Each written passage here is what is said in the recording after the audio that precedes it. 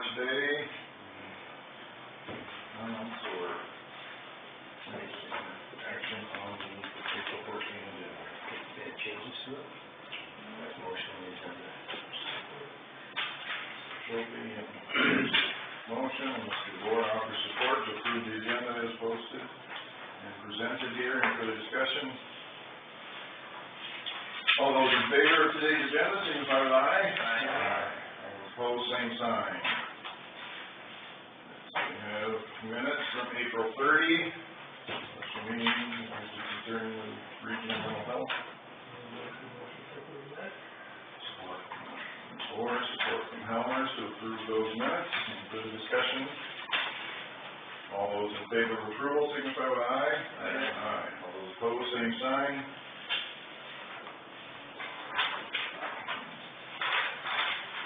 Next, look at resolution number 40. Packet. Requested. Spear Financial or just John Daniels? Brought to our attention that resolution consenting to assignment of trustee agent agreements, escrow agent agreements, and retained agent and registrar and transfer agent agreements. I'll look at ethanol, yes. Driven by sale of the owners of that loan note.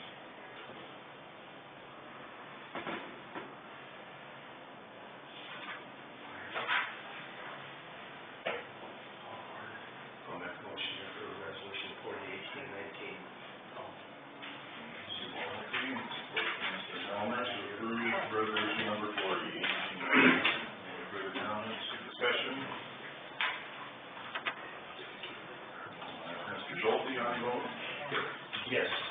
Helmer? Aye. Mr. Jones? Aye. Mr. Bohr? Aye. I vote aye. Item, we could begin. We do have an 850 item identified for meeting with department heads. Briefly begin discussion on the request to allow beaver control within the county or place a bounty.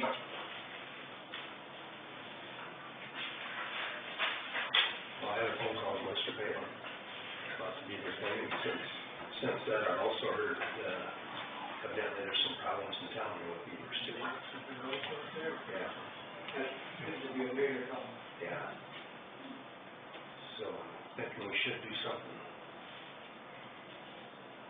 I would say that when I talked to the DNR, and I know I communicated with Nick about this, but that they did mention that they strongly discourage bounties as a practice, and that they gave me the number, and I sent it to Nick of a guy who privately hunts them, and is considered to be much more efficient. And he has a license to take them out of season, and kind of has the jack of all trades. How far away is and trapping. I think he's either in Sioux or in Alton. Alton. Does he come up this far? Sounds like he will from what the DNR said. He's the closest one. I just talked to Kate this morning, actually, about kind of the similar situation. He said the bounties really never work out that well for the animals or the people that are paying the bounties, because all of a sudden if Osceola County has a $50 bounty on a beaver, then everybody's bringing their beaver tails to us. Yeah, and he did mention that, a big part of this is that these beavers are coming down from Minnesota, and they're coming downriver.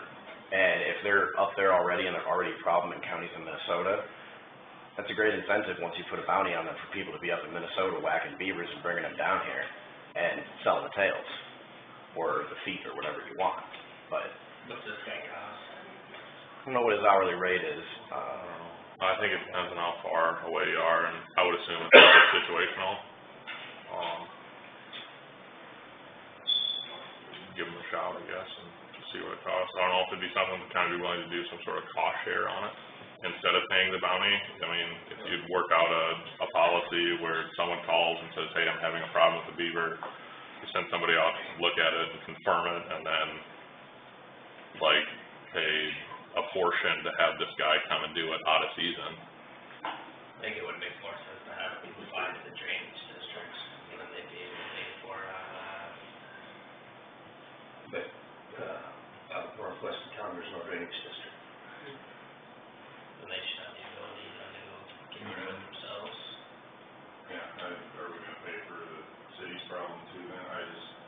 In drainage districts, the landowners of the districts are the ones paying. I have a hard time opening up and paying as a county for areas outside that then, when other areas are required to cover their own needs.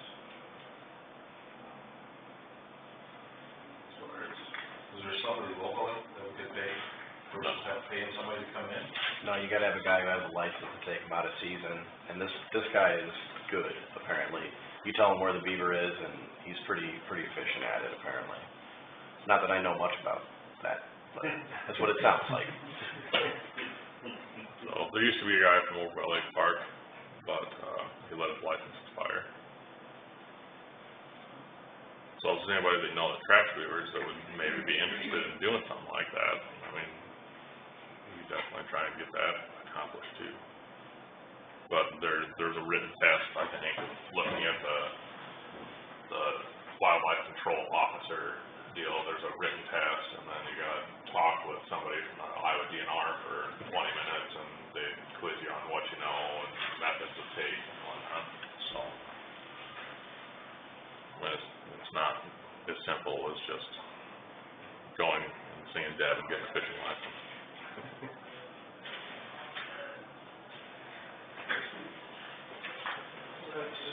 Sarah, briefly come back to that, as we meet with department heads, Pete quickly was identified as department heads, will work with our auditor concerned. Okay, we're busy with passwords again, and then we're trying to work on, taxes and drainage and all that good stuff. Enough of that, I guess. Board's office.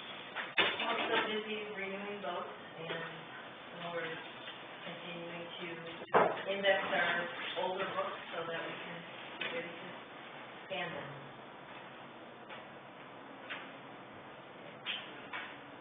It's been fairly quiet. We did some painting in the old part of the jail. It turned out really nice. We got some grants. We purchased some preliminary breath tests, little indicators that tell us if they're impaired or working. We did that with the grant money. We just got that. But other than that, it's been fairly quiet. We have a assault trial going on later this morning up in Portland, so that's just business as usual. Your staff honored you for your 40 years of service last week too, congratulations. Yeah, thank you. Noted that. We've got some projects going on right now. We'll see how the bids come in. So, other than that, we're just moving on. Yeah, it's been a historic year for flooding last summer and in the spring. The winter was very tough too. Went through a lot of overtime, fuel, gravel, bridge repair work. It's been a lot of stuff going on. The gravel roads have been kind of horrendous, and it's a statewide issue with the way that the spring has been. I've been throwing tons of gravel at it, tons of man hours, and at some point though it's going to come together here. I think over this next week it's going to start, feeling a lot better. But it's just Mother Nature has to get it out of her system. We're holding to that. I don't know because Mother Nature is her own, but I would think so because of where we're hitting. I can feel it kind of coming, slowly coming forth. But we brought in a whole bunch of fresh rock for the flood damage this spring too that we were hauling out of places. And then that's on a side note too. We've been doing shouldering on our paved roads, tile repairs. We've been hauling in rock chips for our seal coating program that's going to start here in June. Assisting in bridge repair work, pothole repair, crack sealing is now coming. We're going to start that this week. And we got a bunch of roadway culverts that we're starting on that we're going to be doing as well here over the next month. We're also in the process of hiring some part-time help, one for kind of construction inspection, things like that with the engineer's office, kind of like we had Evan. And then we'll also be hiring some part-time too to help out with mowing and things like that as well, just part-time. Tyler Avenue is the first phase, is going to be starting here as soon as it's fit. The good thing is the second phase probably is about early to mid-July, when they come in to bang out that paving, and it should go rather quickly. So between now and then, we'll finish the first phase, as soon as we have a good week of solid, good weather, I think. And we have our paving job that's applying, you know, the large, overlay project, about 30 miles. You know, that's gonna be, starting about mid-June. And so we'll be putting out notifications to the public as well, via the newspaper, and our Silco project, and also our overlay project. And, FEMA's ongoing, will always be ongoing probably, for the next year or so. What's going on in Nation, but, yeah, We're replacing that roadway. It washed out from the flooding this spring. So hopefully we'll get some contribution from FEMA on that too. how long is that gonna take before that goes over? It's almost done right now. Oh, is it? I was gonna go run down there if I had more time today. I wanna get down there and go do a kind of final check on it. They already installed it, and then they took out the old structure that was part of the problem. There was an old box that got backfilled, that actually allowed the water to migrate through and wash out. So that whole crossing now they replaced, it'll be just gravel to the surface, that's very low volume, and we'll come back and pave that later this summer when we have time. We'll pour concrete there. So we'll probably just leave it with gravel for the time being. So we got some other ones that we gotta get patched, like on M18, the big routes that are gonna matter a lot for.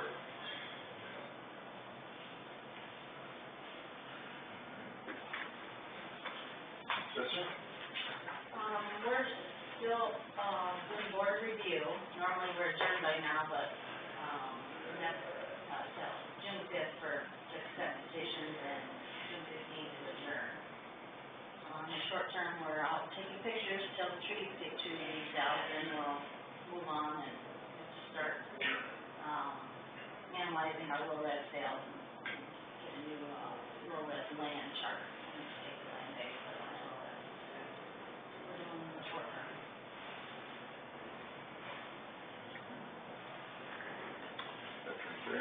My office has been very busy the last couple of months. A couple of weeks ago, I had 21 vets in, and that's, we usually that in a month, so it's a good thing. In April, I went to 3 days to VA school in Des Moines. Tried to go on record, saying I'd rather spend 3 days in a dentist chair and go that stupid. But I had a vet talk to me a while back about he's got out of service over 50 years ago, and he was just telling me when he came home to the family farm with his mom and dad, he'd go to town and not one person said, welcome home, or thanks for your service, or how you doing, nothing. He went to his home church the next Sunday where he'd been baptized in, he'd been going all his life. Same thing, no one recognized that he was even home. The reason I share that with you was Saturday we had 7 men and 1 lady vet going an honor flight. And I talked to all 8 of them yesterday, and 4 they had tears in their eyes as they shared their experience with me Saturday. And I know I talk a lot about it, but it's just a great thing for these guys. It's a great experience. We've had 57 of them go on a flight so far. We've got 9 more signed up, so, and then the money's there, so it's a good thing.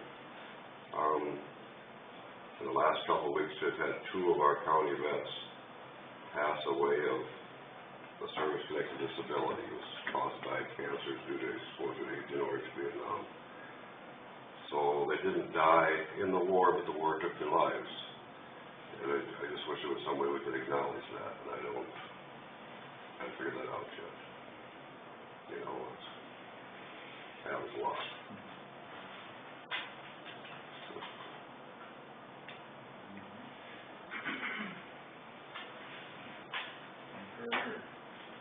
Anything further, or? No. That's great. Vernon?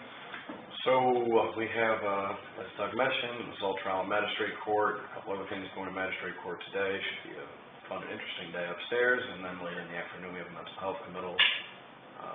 Certainly can't talk too much about it because it's pending, but it illustrates a lot of the issues we have been dealing with in mental health. Sometimes you run into things that bring a bunch of issues together, and this is one of them. And I guess once we complete this, I'll probably have some more thoughts on the implications I see for our participation in local and regional mental health. And also probably a firsthand experience in seeing what it's going to mean to not have Compass Point around in the local mental health scheme of things in terms of availability, gaps in services, consistency in service, breadth of service, et cetera. So, you know, hopefully that goes well this afternoon, because it means a lot for our community when we give people the help they need, especially when you're dealing with folks who may or may not have the tendency to act out and do some things that, you know, we are very concerned about, let's put it that way. Juvenile court had some, you know, interesting late-breaking developments in juvenile court, so that made what was supposed to be a slow juvenile court day kind of interesting. And then yesterday we started doing victim and witness meetings for deposition prep in the Class B child sex abuse case we have set for the end of June. Sounds like that one will go to trial.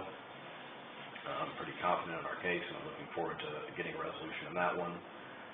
And that will probably be something that kind of ramps up slowly into a more involved process as we go along. And besides that, last week Aaron and I wrapped up that contract for or at least on my end of things, for the sealants or the binder, the asphalt project, a couple other things. And besides that, nothing else too crazy to report.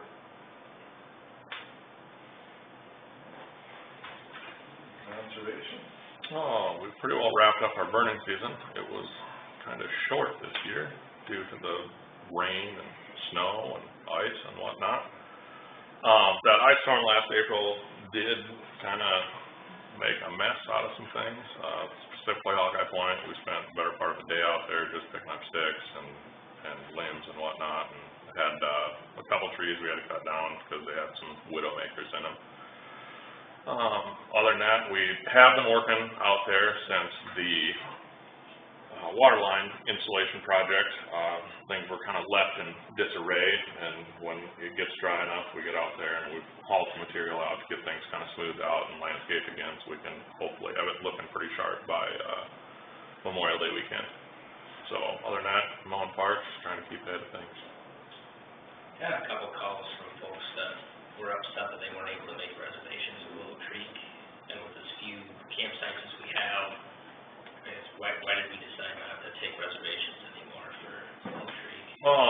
We were getting a lot of people that would call, like, say they would call today and then make reservations for Labor Day weekend.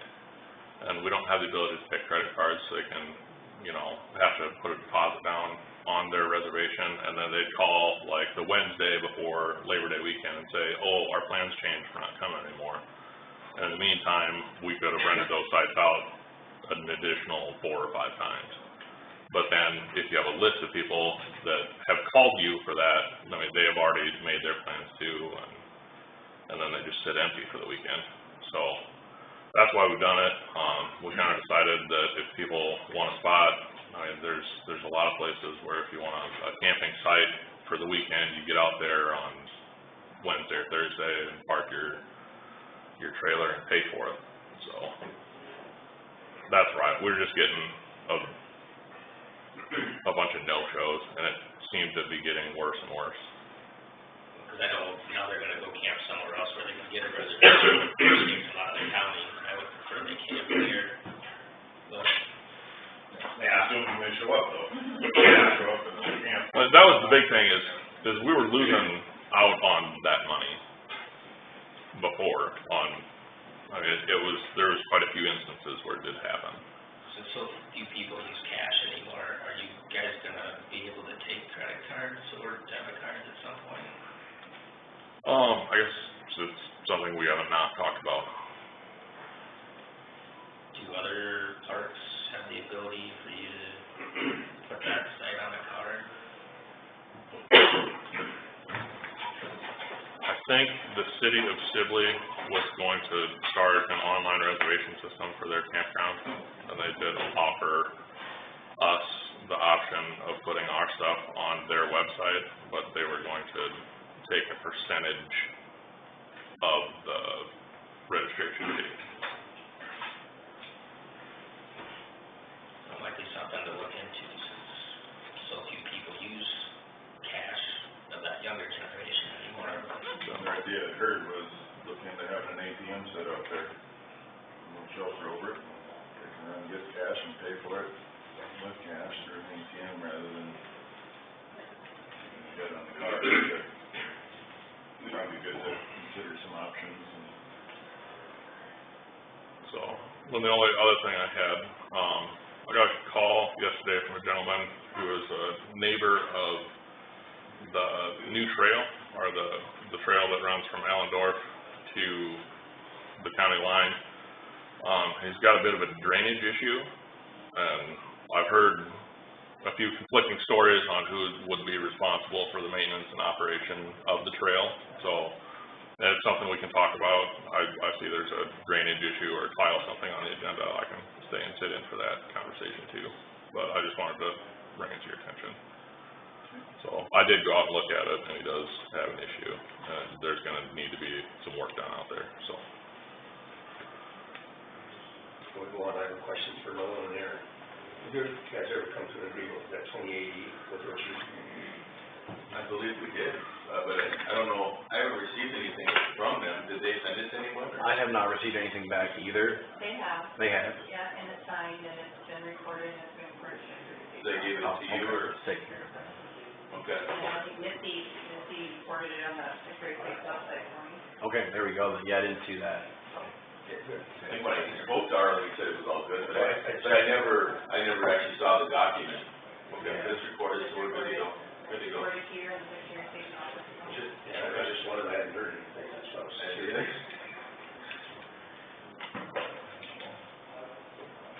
Thank you all. Some goodies here from Mr. Jones today. Help yourself, but you know what I almost like.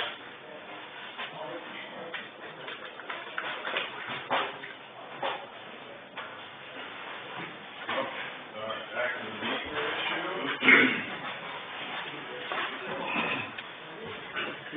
So they will get this example form from the DNR.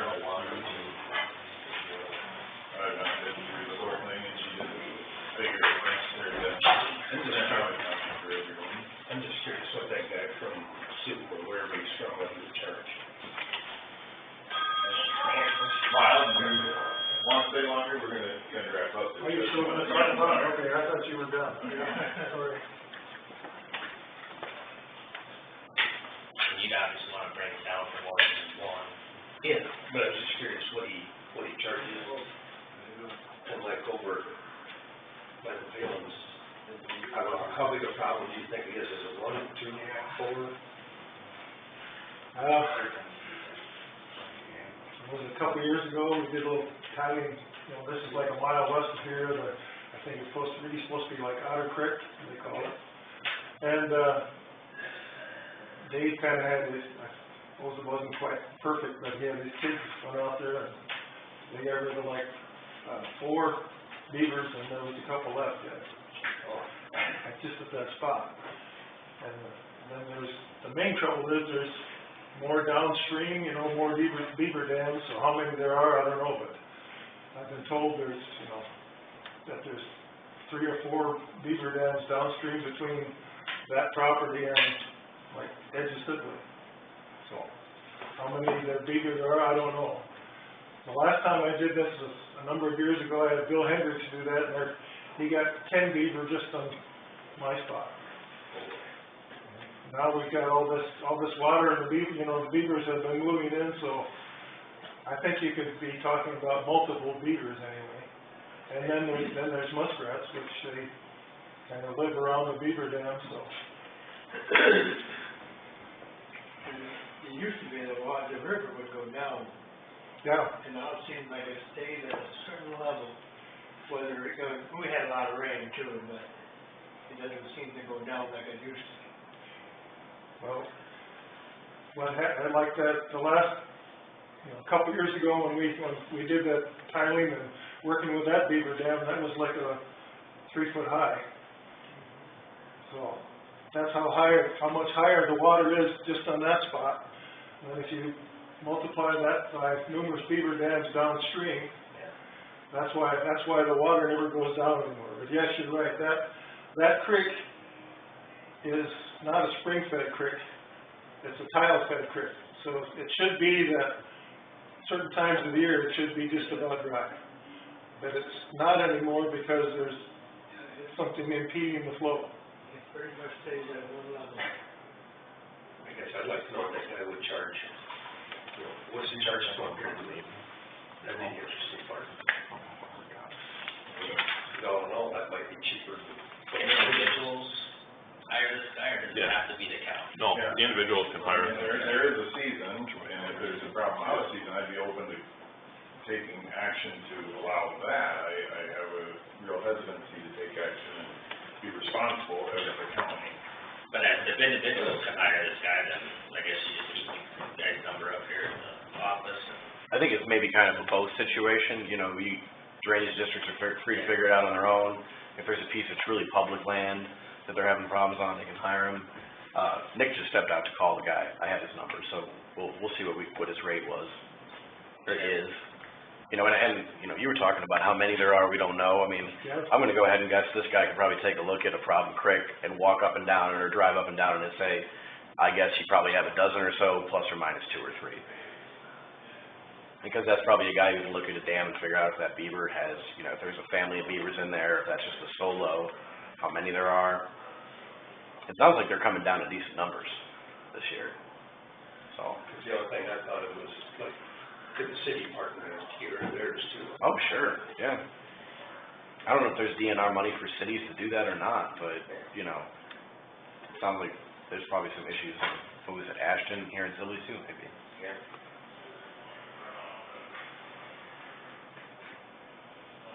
It's an interesting issue, and I think that the idea of a beaver bounty is, it has like an inherent appeal to it, but I just don't know in practice how well that would work out based on what the DNR has told us. But it'd have to be on public bodies of water that are accessible to the public. Yeah, if you guys are paying for it, I mean, why should we pay for somebody to go take beaver on, you know, somebody's Private farmland? property. Yeah, So it makes more sense to keep it confined to counties involved in the drainage districts, yep. since that's multiple landowners that all have to go along with that, but. Yeah, but I mean, really, I think the main thing is not authorizing a bounty program, just because that kind of creates an incentive countywide to do a lot of stuff. And plus, you're talking about, you know, you want beavers on this land or that land. At the end of the day, you know, we got beaver tails coming in, how do we know where they were taken? You have no idea, you know, we don't have any idea.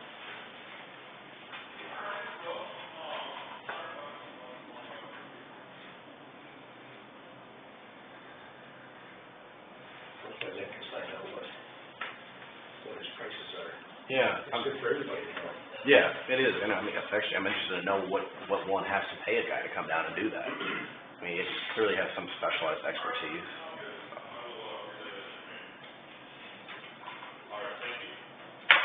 But is this request to remove these dams to this drainage district currently, or is this just? To the pump, go ahead, Nick.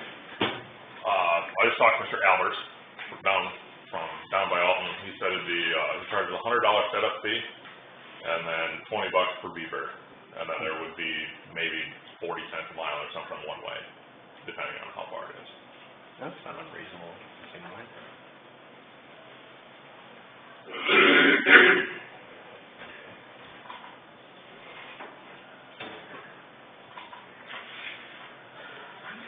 What does that setup fee get charged? It's just flat rate, I would assume. He gets $100 for coming up and setting traps. They'll make this request. Like, you get that treats on getting that, like, cause No, it's not. It's not. There's no. if we have to come up and do a whole bunch of, fill up a whole bunch of beavers, like, how many times do you charge that? My guess is probably if you have one landowner, one setup fee. And then if you have to reset traps months later, maybe you get, you probably, you know, it's not really for us to worry about. No. Do you think some of the other neighbors there would be interested in paying for that? What's that? Do you think some of the other neighbors up there would be interested? Everyone else is basically hiring them to be Some like were, a but person. I think that's part of the problem is that there's some that aren't, you know, they've got beaver dams and they don't care, or don't wanna go through the expense. Some would be interested and some wouldn't, that's why I'm kinda addressing it to the county level. Yeah. You think you were getting an individual that traps them, and the landowner would pay it, I mean, But this is all on private property, and the public doesn't have access to even go and collect the bounty, because it's on a private tile outlet, it's not on a public lot. Yeah, for me, I had no problem paying for getting them off of my property, but somebody else's property that's raising the water level 3-4 feet, that's what I'm after. And at some point, if you're having a problem with folks who are in a drainage district who maybe aren't removing those, you know, maybe we could have a conversation with our drainage council about that issue, because I'm sure they've run into that before. Well, you can remove beaver dams, and if the other district will pay for it. Yep. My thing is, what if people aren't removing beaver dams and it's causing an obstruction downstream or alterations of flow upstream or whatever you want to call it? I don't really know what the answer is to that question, and if you can force them to pay for it. If not, that sounds like probably a question for drainage council to wade into. Well, you still have to remove the beaver, because Yeah. removing the beaver dam doesn't help. Right. I've done that, started that way, then overnight they can rebuild it. Yeah, it's not friendly. We're being invaded. We're not catching and releasing any of these guys. See, that's the thing, there's no drainage districts. Do they shoot them there? No. But there's a camera on, so no, you cannot.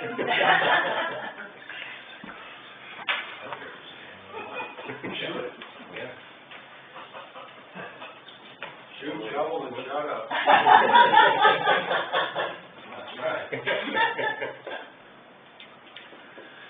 Nolan brings up a good point about some drainage council on this too, because the board of supervisors has certain authority, I think, in Iowa code to remove an obstruction that's blocking like the natural course of drainage. Because if somebody is impacted upstream, they have a right to drainage, and so there might be some actually legal, ability that the board has, regardless of drainage district is what I'm getting at. We could go that way if there was a drainage district out there, but there's not. I'm saying, yeah, in addition to that, it might trump all of that, like it has nothing to do with maybe a drainage district. In Iowa code, it might actually give them authority to remove, and again, I'm not a drainage attorney, so I'm not gonna give legal advice here, but that's okay. I remember reading some of this stuff. I think you're right. I think maybe Eventually, reach figure out public property, on the public private ditches, or, who in the drainage. That, Get that right creek, then come back. that creek, Order any subsequent. it's like Kyle West, and Probably. then it curves around, that's the one that kind of goes just south of Sibley. so eventually, it could affect public property, right? Yeah, it goes across public property. So is that causing us problems? Where? If it goes across public property, then are we?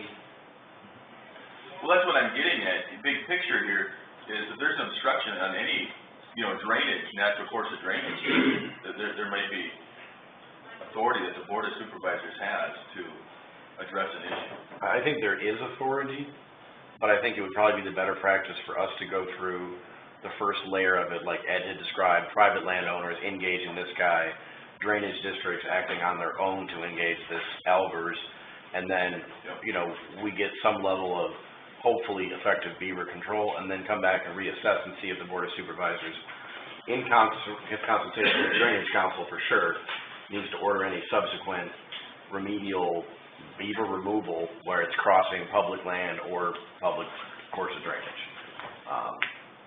That seems like that'd be the best practice at the outset. Would that work well if you visited with your neighbors, the ones that would help pay for it, and see what you can get done? Yeah. And hopefully it wouldn't cost too much. Well, yeah, I don't think it's gonna be a real big deal, but Yeah. I don't know what other people think is a big deal. Yeah. Yeah, let's go that route, see what you can get done, and then just come back and talk to us. Okay. And then if you want to take that guy's number and his name. Yep. Oh, okay. Troy Albers there on that sheet? Right.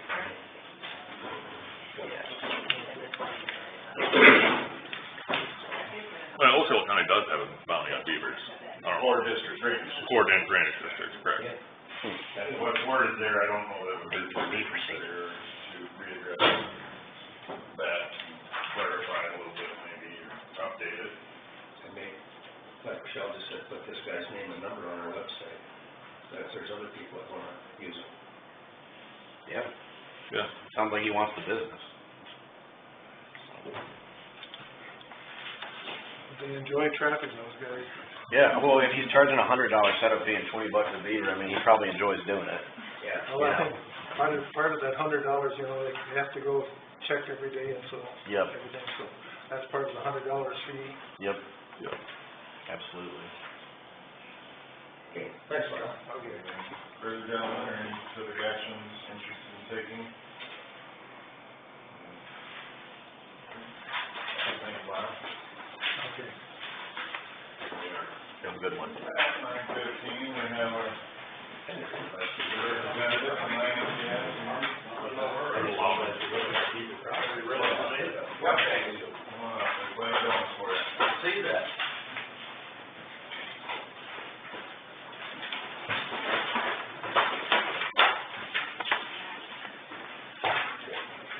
Got you on at 9:15-ish. All right. Good morning, everyone. Good morning. Just want to talk to you about a few things. First of all, I'm going to do a very general statement about work comp cases, because some of those are ongoing and some of that information not public information. And just basically let you know that over the last year and a half or two, that I've been involved in about 4 work comp cases for the county and addressing those and so on and so forth.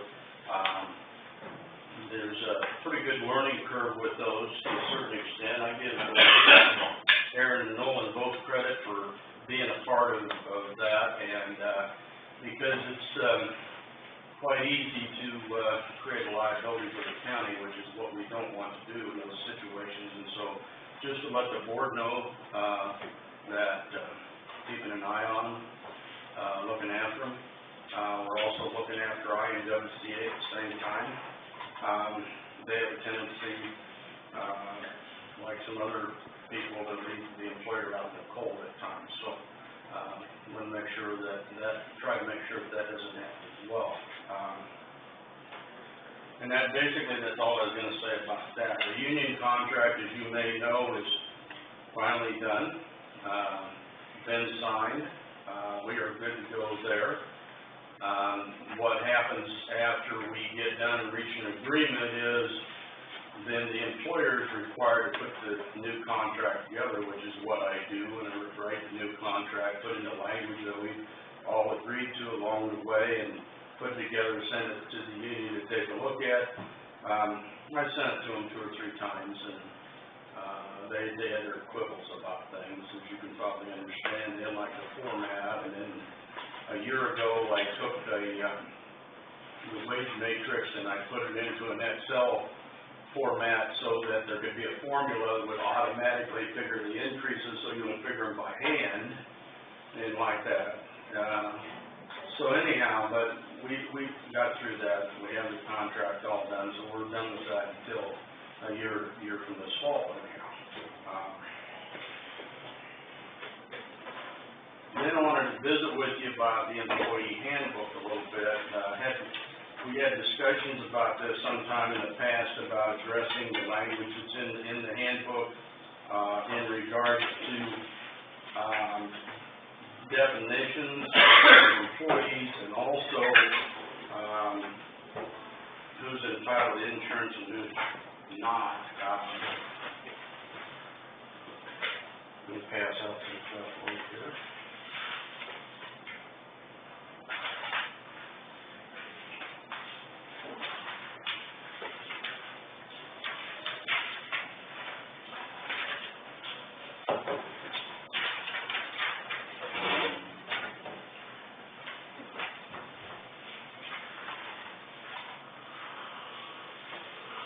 Thank you.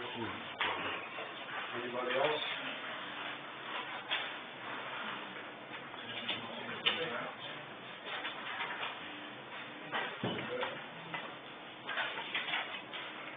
Come on. Want to? I see that? Sure. You can be first. I think you sent me something a while ago.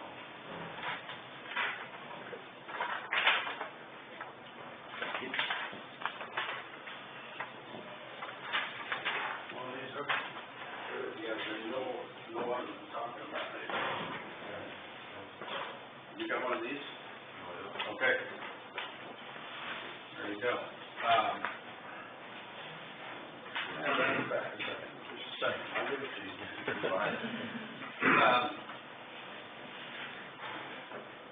Here's the thing is ultimately, I'm just kind of looking for a little direction from the board about this. But here's what I think. I've discussed this a few times with Rochelle, and I think that there are places in the handbook that could be better. Because right now, there's not a connection between the languages in the handbook identifying part-time employees and the break line on the Affordable Care Act for health insurance. Those don't coordinate with each other, and not to say they have to, but it's usually the case that they do. And I'll just plod down through this.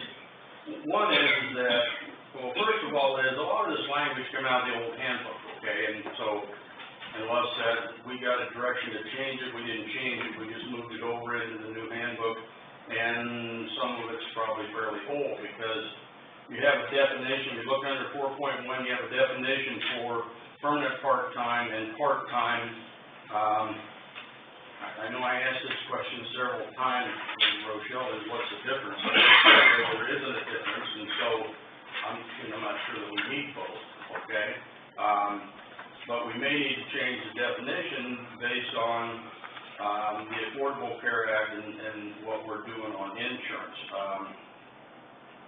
If you move down to under 9.1 down there, you'll see some suggestions that I made with this here, because you may know, but the Affordable Care Act, any employee that's working 30 hours or more on a regular basis is entitled to the county's health insurance, okay?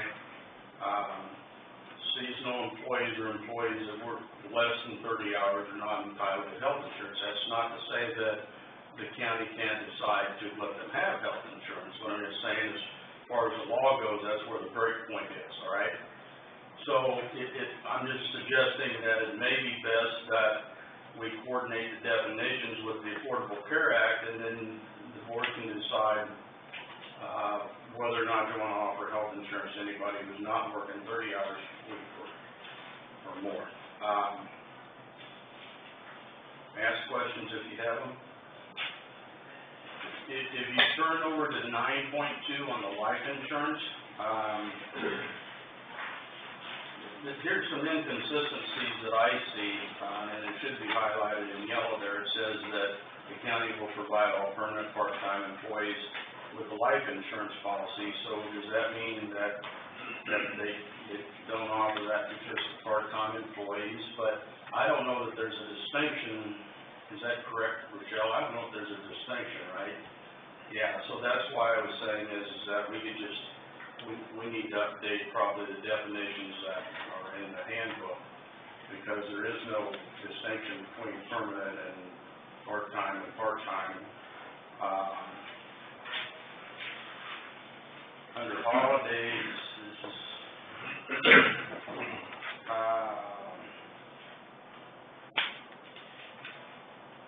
so that on the last part there, on this holiday time off for full-time and permanent part-time employees only, so I'm just asking the question there that, does that mean regardless of the number of hours that a part-time employee works, that they're entitled to the same holiday time off as the full-time people? Is that the case, do you know, or? Yes, except for the part-time custodian, I don't think she has that, but the other, I think Rebecca was it. The assessor's office is it. Okay. That's just kind of from my knowledge. I just needed to know how that's working.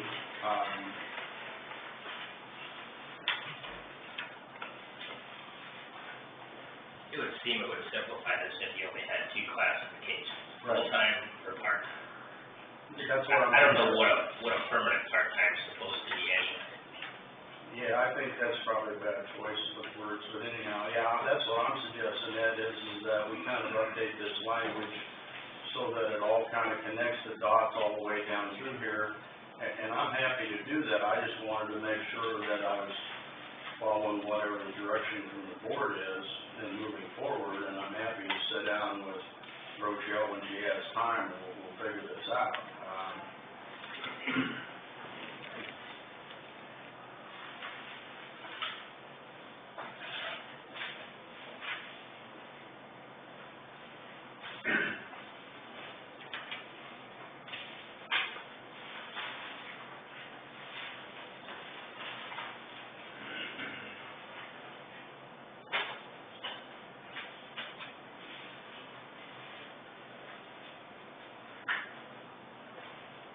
I have a question, so the ambulance crew that's on call and not necessarily goes out, that's still, we don't have to classify that as hours, correct? The difference there will be is that how restrictive their on-call is, and whether those are determined as hours, okay?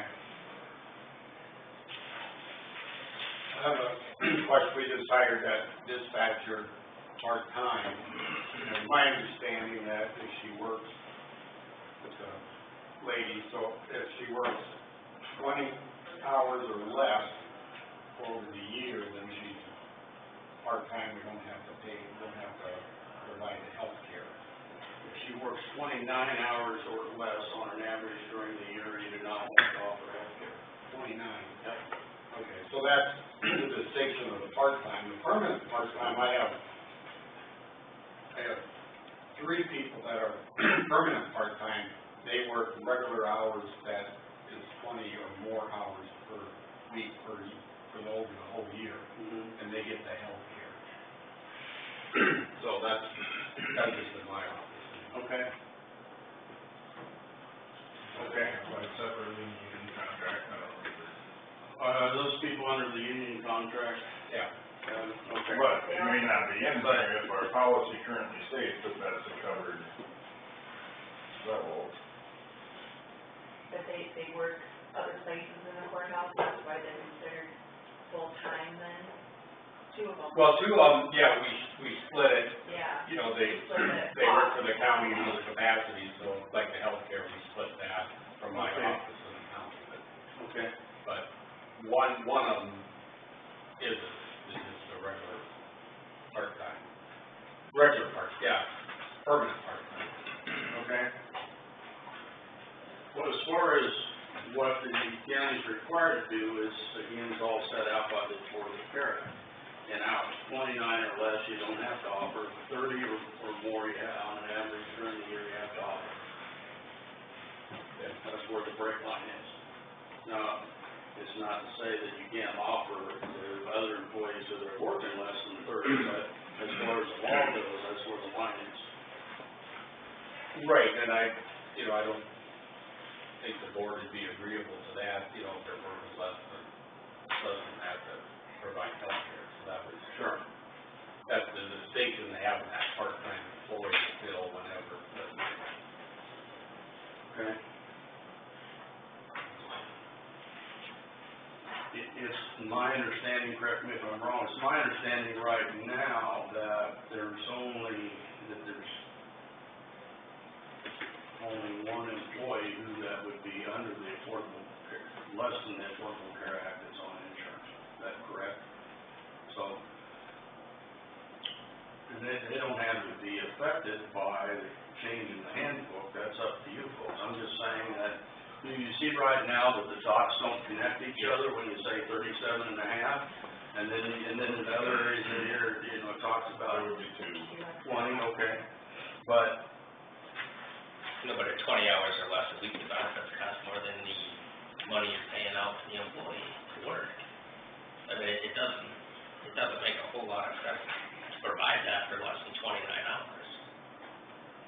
well, that's a board decision about what you want to do with that. I think that we're probably better off just to try to have something a little clearer in the handbook in respect to definition of employees, and that we're in line with Affordable Care Act. That's the only thing you're required to do. The rest of whatever you do is up to the board to make that decision. You're not prohibited from offering health insurance to anybody, but right now, as you can see, this thing here kinda is all over the place a little bit, and probably a little bit, or more, a little bit confusing. And I'm happy to, move forward and, like I said, work with Michelle and get this kinda cleaned up, I guess. But if there's any caveats to the whole thing, I need to know what they are. And you don't have to tell me today, I don't need to know right now, just so you know. I just wanted to bring this to your attention, give you a chance to ask questions about it, point out where that I think that it can be better and clearer, and, we can do that. But I know it's within our realm of possibility to make these changes and affect all employees, but I still think that with the hires made, with these understandings in place, I don't wanna see us pull the rug out from under, or however you might wanna say it. Policy going forward, I'm absolutely willing to discuss that, I just really have a hard time changing what someone took the position with the understanding that. Sure. But there's some of the stuff on here, like the single versus the family policy, that wasn't allowed to hand out a family policy, which wasn't part of their hiring, which I'm not sure how we handed out family policies contrary to the handbook when they were only entitled to a single. But I guess I Well, like to see that. on the whole, I would tend to agree with you, but I've watched enough court decisions that I don't know that it's an airtight argument. I'm always often surprised by decisions that are handed down. I agree with you, I think that it's accurate, but if it were challenged and it's been provided, and then it's questioned, I can see room where it. I don't know who made the decision to allow it, but according to the handbook, we didn't have the ability to offer it. It was outside of what the rules were in the workplace at the time. But going forward, it'd be nice to see this just down, you're either full-time or you're part-time. There's no third designation that muddies the waters on it. I think we started that with our last part-time hire. There's no insurance or anything. Right. It's not uncommon for a county to create a new policy and have a cutoff where they grandfathered everybody in below that. Happens with vacation and a lot of other things. And that would make sense in this instance. So, and I think that's your point, Jason, right, is that, you know, people have been provided something for a while, and you don't wanna take it away from them, you don't have to, you don't have to do that. But the rest of this, I think, would be better off if we got cleared up, okay? I agree with that. So if you tell me if you want me to move forward, I'll do that, bring a draft for you, you can have some, you can get it, have time to review it, see if it needs to be tweaked in a different manner somehow, I'd be glad to do that. I think you should go ahead. That's just my thought. I agree with that.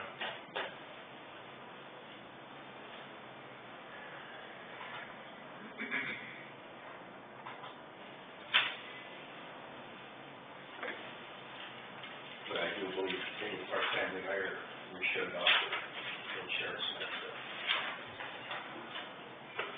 Just from the secondary roadside, it's important for me to have the capability to hire part-time seasonal people to help with those huge, like, fluctuations in workflow. And that's really critical, like, right now in the summer months, I need to have those type of resources to help get stuff done. But I don't want a full-time employee either, where they're sitting around all year long, so it's really important. Or during the winter, snow removal. Giving them insurance. Exactly. For 2 months. It's very important, like from my side, to have that flexibility, as long as I can meet that issue to less than 30 hours, it's not a problem. Or no, over the whole year, that's not a problem, it's more about, I may need to have them work during construction season, 50 hours in a week for some reason at a time, but it's temporary, it's not permanent, it's not a consistent thing. Well, that's something to discuss with Jack, right? Seasonal and temporary employees are treated differently. Okay? But I wouldn't call them seasonal part-time, I'd call them just plain seasonal or temporary, either one, but don't mix the two together, because that, you know, that kinda. Well, it's a gray area, because also now, like, I have somebody that's retired that we've hired, as far as time, let's call it, whatever, he's on call, so we have him, like, when we need somebody to help with snow removal, and he has a CDL, you know what I'm saying?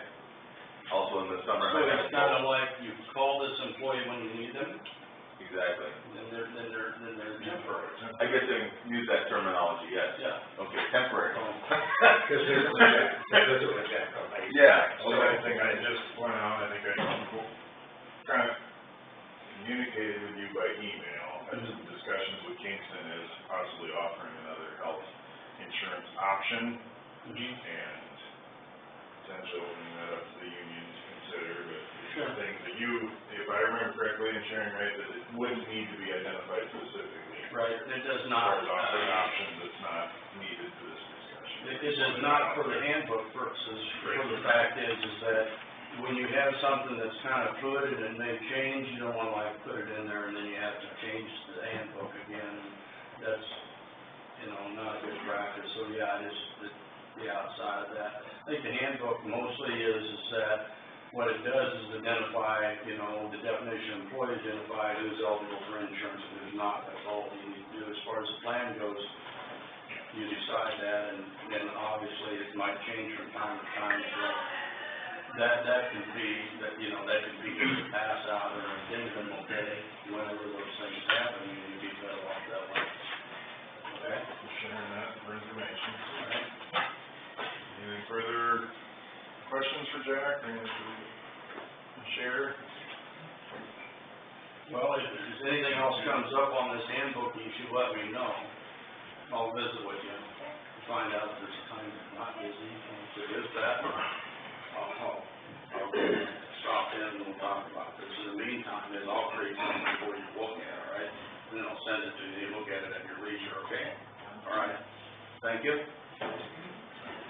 Thanks, Jack. That might be after 10 before we. Oh, okay, that's I'm looking now, sorry. That's fine. Next item we have is the drainage tile issues. Jack, you on here?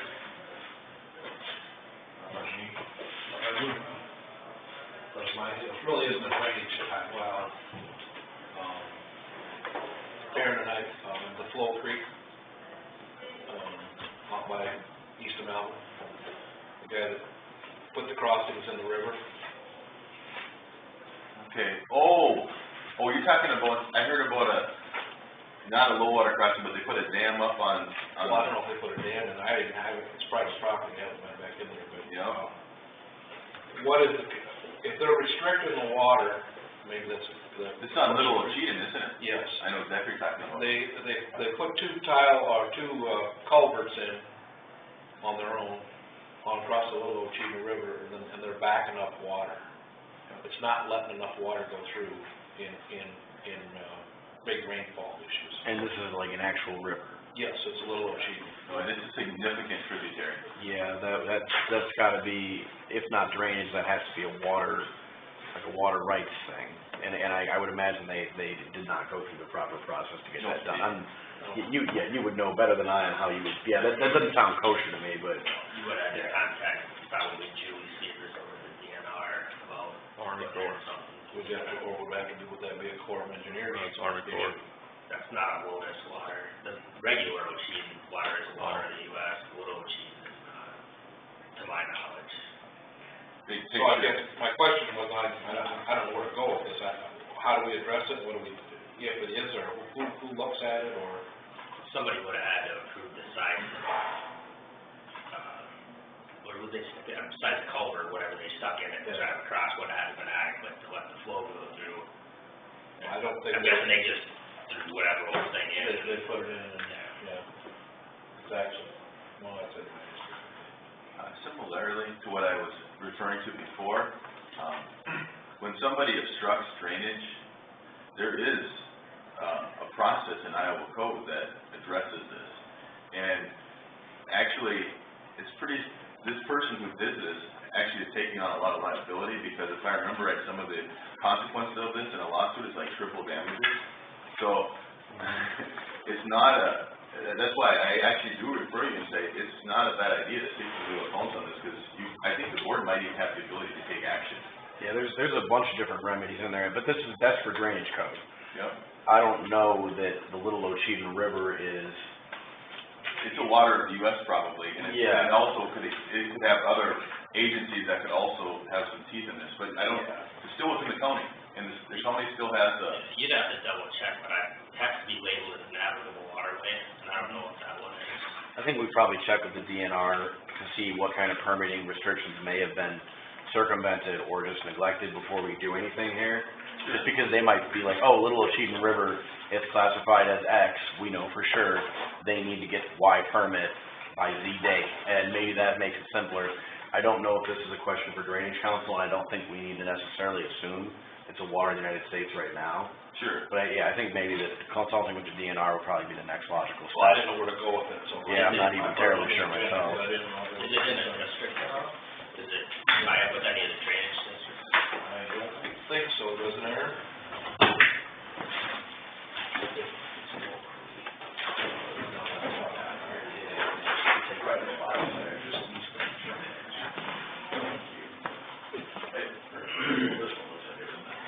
Actually, it might be Drainage District 20. Oh, good one, thank you. Thanks, Eric. Because isn't it, east of L58? Isn't it east of L58? I'm trying to get my bearings here. You know, it's downstream from that dirt road bridge that's closed, right? I don't think it actually,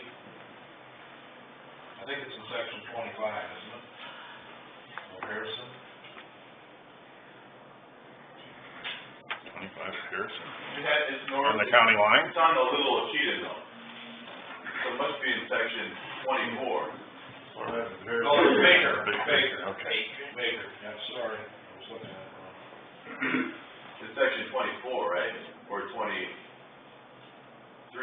whatever that is. I'm just trying, Or 20, whatever that is. no, it's not that far.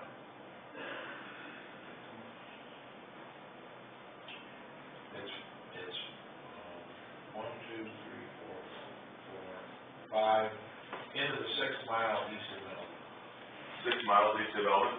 Into the 6th mile, yeah, Yep. that's a double section, there's no road through. Yep, I see it. And it's north of A48, north of, on the north side there. Yep. Yep. I can't read that section, but it would be, I think it's 25 of Baker. Yep. 19. 19 or 24. It was just brought to my attention by a couple of farmers, they're concerned because the water doesn't flow through it like it should. Section 19 of Harrison, I believe. If I'm looking at that right. It's 25. 25 of Baker. That's not north of that line. That's not north of that blacktop.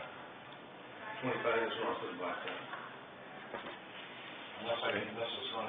Maybe I'm looking at a bad map here. I don't know. I may be looking at the bad. I don't know. Whatever it is, it's 6 miles east of Belmont. Looks like it's DD 20 if I'm looking at That'd it be correctly. Harrison. I don't see it. You said there's not a mile through there. No, it's a. Is it in the, here. is it in the second mile or the first mile? I think it's in here somewhere. Well, The north side of A48 somewhere. It's in this, it might be 19. It's, see this right here? It's here. All the way? The Little Ocheyedan, and I don't know exactly where it is because it's private property and I haven't driven in it, and it says no trespassing, so. An upstream landowner told me about it. Yeah, Yep. same one that talked to me. Yep. It is 19, I thought, I can't read it in here, yeah, it's either in 24 Baker or 19 Harrison. And if this drainage district map is true, it looks like it's drainage district number 20. I just looking at that one. We'll see what this one says. Doesn't show a drainage district on this map, so I don't know. Well, anyway, I don't know where we have to go with it, but it needs to be, Aaron, what's our steps? Well, one thing we could do right away is we could actually call the DNR and the Army Corps to start with. Yeah. But, Why not see if there's a drainage system? That area shows it, there you go, see if there's an established. yeah, so I guess we'll go ahead and verify that it's a drainage district. And then, depending on that, I'm gonna also follow up with, DNR and Army Corps, okay? No, it's in mine.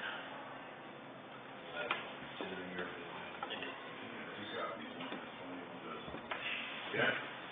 And then from there, we'll get more formal guidance, but I think there may be actual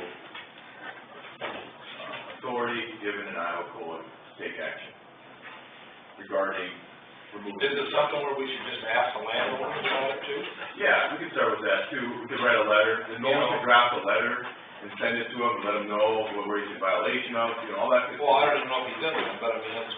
Well, it's in violation. I can tell you right now, it's a complete upfront violation of stuff. I can tell you that right now without any question. What it is exactly, or the exact, legal words that you should put in there in state, I don't know that for sure, but I know it's an issue. It's not a question in my mind that what's going on there is not right. I mean, it's a dam. I saw a picture of it. Okay. It's a dam going across it. If it was a low water crossing, that'd be even different. If it was actually going down and had some small pipe and the water could just wash over, but it isn't that. It's a Oh, it doesn't dam. have culverts in it. It has culverts, and it has a dam going across it. Those culverts are 48 inch or whatever, carrying a little Cheatham River. Are you kidding me? I mean, it's not even. Well, that's what the neighbors call Oh, it. yeah. No, it's significant. So what's the drainage issue that go over on the rail line there? Okay, so it'd be, let's see, right in here. There's a landowner that got a little too close to his waterway, and then with high water events, it washed topsoil down into, the Doug Alexander property. But all of the silt is sitting in the right-of-way of the trail on the south side. And instead of being one channel, it's kind of fingering its way through and creating some drainage issues for Doug. So they just want the removed out the side? Yeah, they just want the channel cleaned out. How deep is the channel next to it? Not super deep. That's something you guys can do with a backhoe or? What section is it in? Because it could be a drainage district or not. It would be Cheatham 6. 9.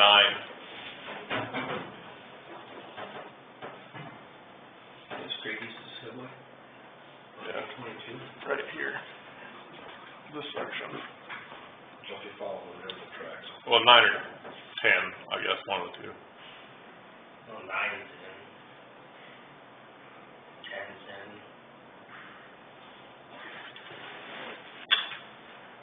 So it'd be District 22 or 10. Okay, so where that new trestle is, Yeah. it would be to the west of there. Okay. Doug Alexander owns the stuff on the south side. And then the county owns the trail, and we actually own the property on the north side. How right is the right of way? The right of way, 100 foot, so the 50 inch. And he said, the landowner, I don't know if he called you at all, he said he was gonna give you a call yesterday too, after he called me. I went out and looked at it, and I mean, there's a lot of silt sitting in there, and I can see where it's creating kind of an issue. It's in the drainage district, and to me, it looks like it is, and contact Aaron about removing the blockage out of that. You know, you have the authority to just, the landowner said we could go in there and do it from his property and firm it up on his property.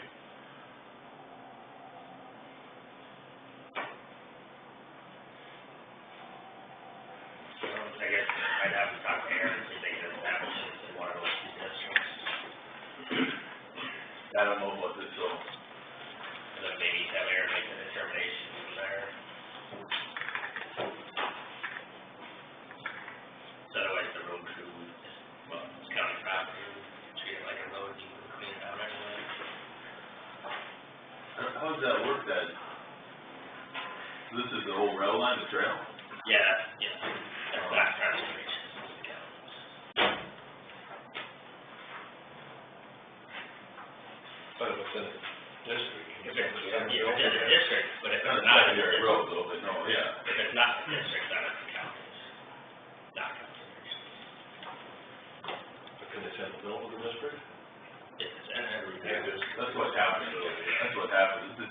facility, and they can go through my office, the paperwork. In the end, we're probably, depending on the access and what's gonna be feasible, we might call it a contractor anyways, you know, that's what it might end up being. I think you're gonna need a track excavator. Yeah, and we don't have one, so it's not even gonna matter. Just looking at it, it looks like it's wet enough that Yeah. I think they're just gonna get stuck. The likelihood of us getting into what I'm even just conceptually imagining in my mind, it's almost like zilch, you know, with our wheel loader, so. So have them get a hold of Aaron. You don't need to tell Doug to call Aaron? Yep. Okay. So that makes It's a drainage district, if it's not a drainage district, I don't know that really actually the secondary road department has a jurisdiction there, just so you know, but. you I know, think they just gave you jurisdiction. If it's a drainage district, you can go through the normal process of, you know, Nothing I need a petition, but request for repair.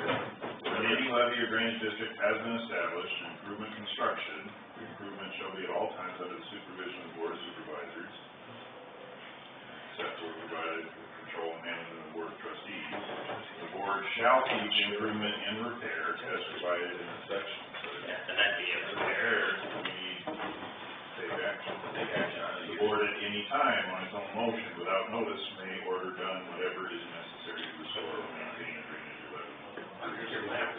Here's the, In its original sufficient capacity, sorry, it's not really improvement, starting kind of there, cleaning to the original capacity. You got it, that's what it is, and we usually just help the board in that matter, that secondary road, because you have complaints come in and then we schedule those things. This quarter, yeah, actually, over the rock homes, so most of this one, I don't think it would hurt my motion to indicate that so cleaning and repair of this identified obstruction. According to that. did you want a motion on that? It says by motion, so I'll make the motion. What was the motion? To take care of that obstruction. Who has to take care of it? It's gonna go through Aaron first. Well, if somebody identifies it and brings it to the formal, where it says that, I kind of follow it roughly, but as long as I know what we're doing or where the problem is. You want an aerial? Yeah, I can get you an aerial. yeah. We can even go out there and look at it if we have time. Yeah, It's not a big deal. yeah, given that it's in a drainage district, it says the board at any time on its own motion without notice may order done whatever is necessary to restore or maintain its original deficiency or capacity. That's what we're doing. If it's in a Provided drainage district. Yeah, it's in the drainage. That's what we need to know for sure, I guess, maybe we already know that. We'll wait till the 24th, have a special meeting. We are the trustees of drainage district, and it's clear that we are by motion to authorize the, There's no reason for a hearing. There's no reason for a hearing on doing repair work like that. They've been in a drainage district. Is it right next to the Ocean River? Yeah. Like how far away? Like right next to it? Like, within a couple hundred yards. Okay, is it, It's close, that's the only thing, it's, according to the map, it's, Okay, so if this is the Ocean River, it would be, yeah, like probably starting right there and flowing on the south side of this railroad track. Which appears to be in But, what's that? If I can't give you an exact location on the river, you know? right, you saying that we don't have ground in town. The north side of the track is not, The county. the south side is, Doug Allen, right there. Yep. I don't think we can have. What's the nine? Yeah, no, drainage district ten, Oh, this, I'm sorry. not section. who's requesting this there, a landowner or a? Yeah. Okay, Called me about it, I see. so I figured I'd bring it to you, because And it's in the railroad right away, that issue? Yeah. Okay. you drive out and look at it sometime. Yeah, that's fine. Tomorrow maybe, or later this afternoon. You want to continue with the motion to clear the obstruction of the drainage district? Yep. Motion, Mr. Schulte, support from Mr. DeVore, further discussion, favor of that motion, signify with aye. Aye. All those opposed, same sign. Clear the obstruction in that was identified. You get to it. Drainage I'm the guy. construction is identified. Okay. I don't even know what's in this. Four sixty-eight, one twenty-six. We would know in our office. Site code section four sixty-eight, one twenty-six. Minimum charge. Yeah, 126.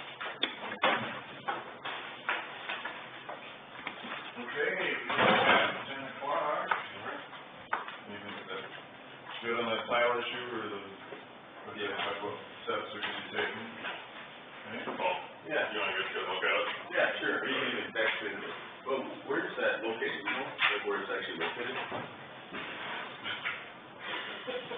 Section 9. Section nine. Section 9 will keep. Okay, cool, thanks. If you drive in on the trail, and then you'll see the creek that comes out, and then once you get to where it's grass on the south side, you'll see it. Is it in the middle of section here? Yeah. 10 o'clock item for Central Iowa Detention, Juvenile Services. We have here more, this is the hot seat. Tony Reed, good to meet you. I'm here.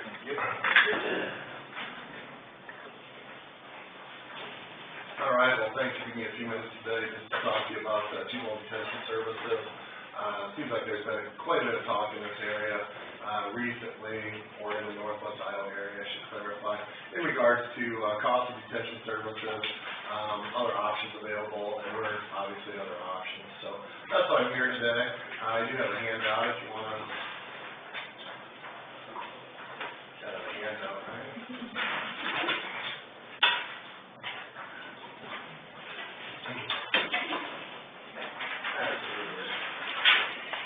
All right, first off, just a little bit about how much time did you allot for me? I should have. 3 minutes. I'll talk really fast. That's hard. Well, I won't take too much of your time. It might go over 3 minutes. Central Iowa Detention is a multi-county agency. We are located in Eldora, Iowa. We're owned and operated by 30 counties. In addition to that, we have 18 other counties that have affiliate agreements with our organizations to provide detention services.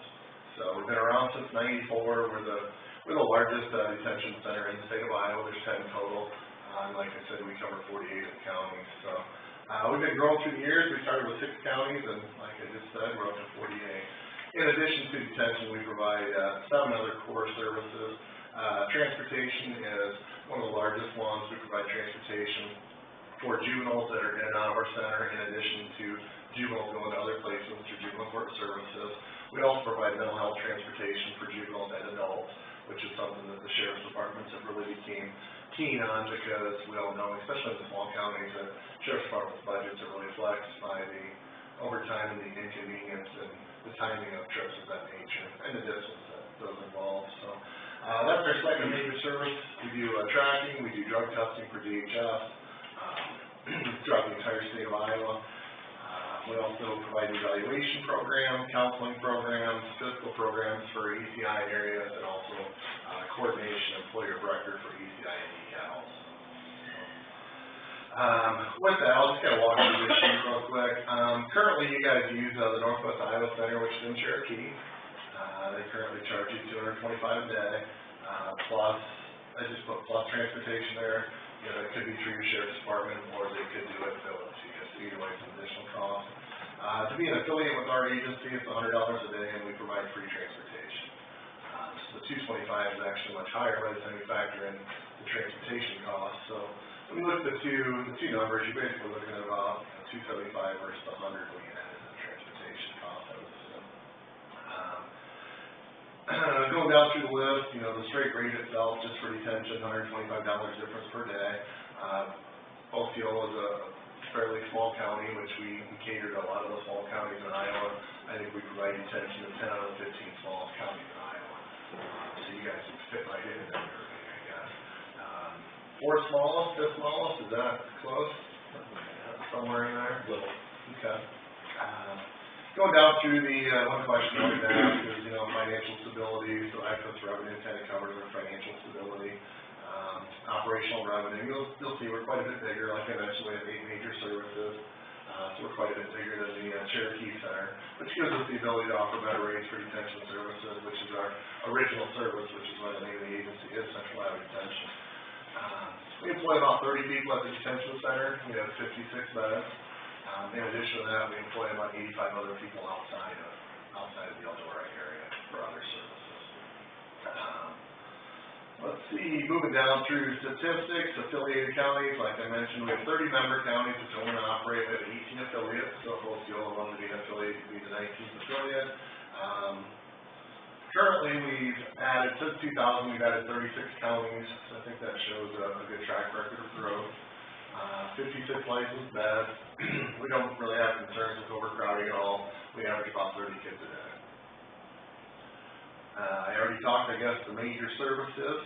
Our facility there at the bottom is the one on the bottom left. That was built in 2008. We've added on twice since then, just to provide more core services, more educational space, more evaluation space, and additional space for service coordination.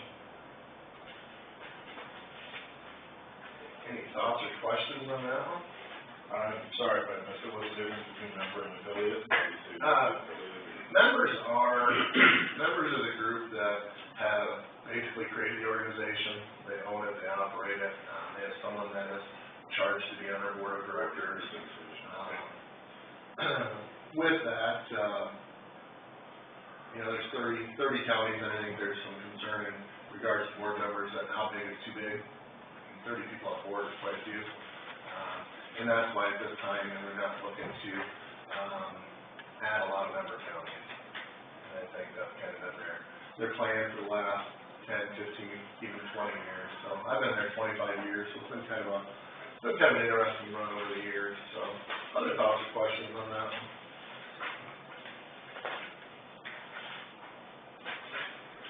Quick little visual here. Don't mind another handout. Showing you the handouts. This is just a detention membership affiliation map throughout Iowa. Central Iowa is located in Martin County. The members are the dark green counties with our agency. The affiliates are the light green. So you can see as the web kind of spreads out further, the southern Iowa, Rosewood counties are kind of similar to your county in regards to population size and juvenile delinquency, and also detention usage. Your detention usage is not high.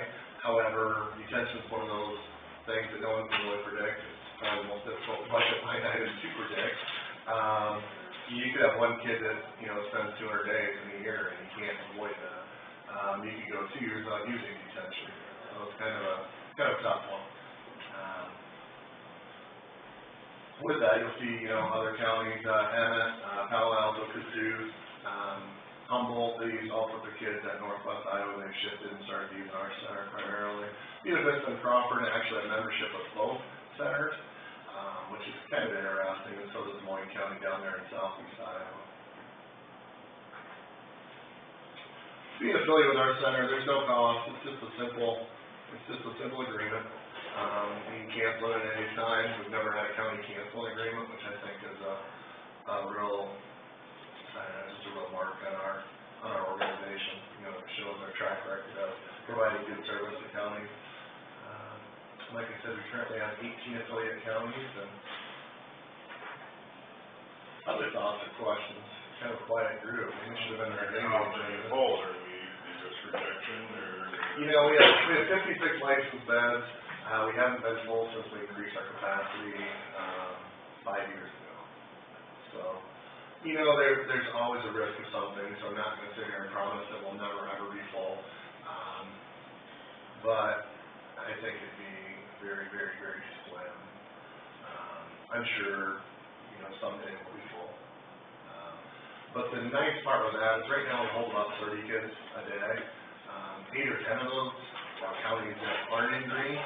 We're holding those from Scott County, we're holding Polk County kids right now. So when you break it down, we really only have 22 of our own kids out of 56. And that's a pretty fair average throughout the year. If we do get full though, like I said, it could happen, it's a very, very slim chance. But if it did happen, we would typically bump a kid to another facility and then we cover any extra cost. So if we have to bump a kid, most likely it's not gonna be one of your kids.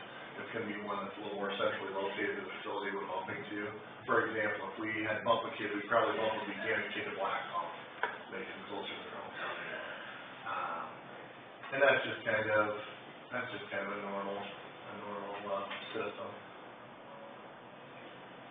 But like I said, we haven't bumped since we added the additional beds. And that was in 2014, so about 5 years ago.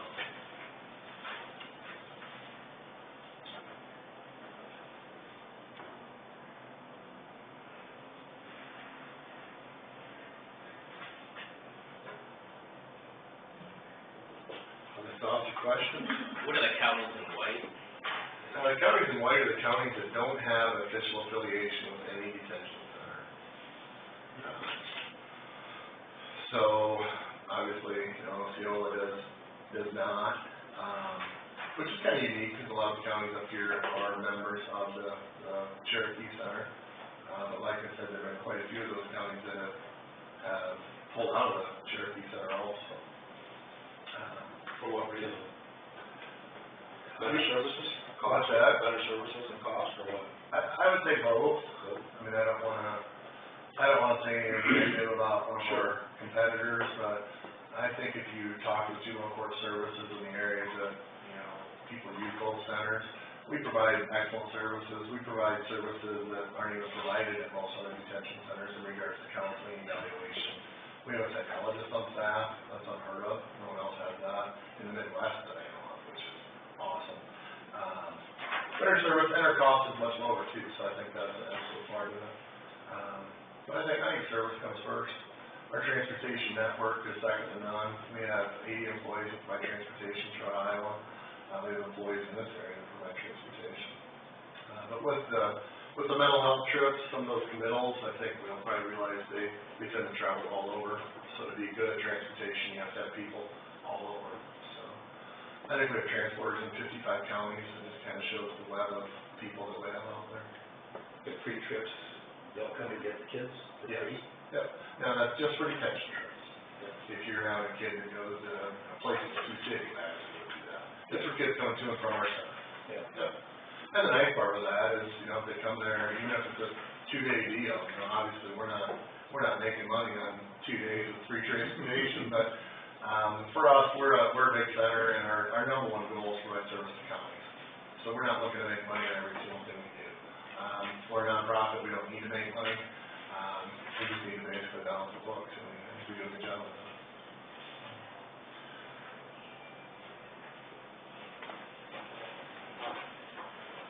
Other thoughts or questions? So are you sending or providing a copy of the contract, or what you would be looking at, or attorney review it, or? Yeah, absolutely. I can send out a copy of the affiliate agreement. It's pretty simple. It's one page. It talks about, what we'll do and what you'll pay, and that's about it. So it's the same one we've had for years, so it's been a lot of eyes on it, which is good.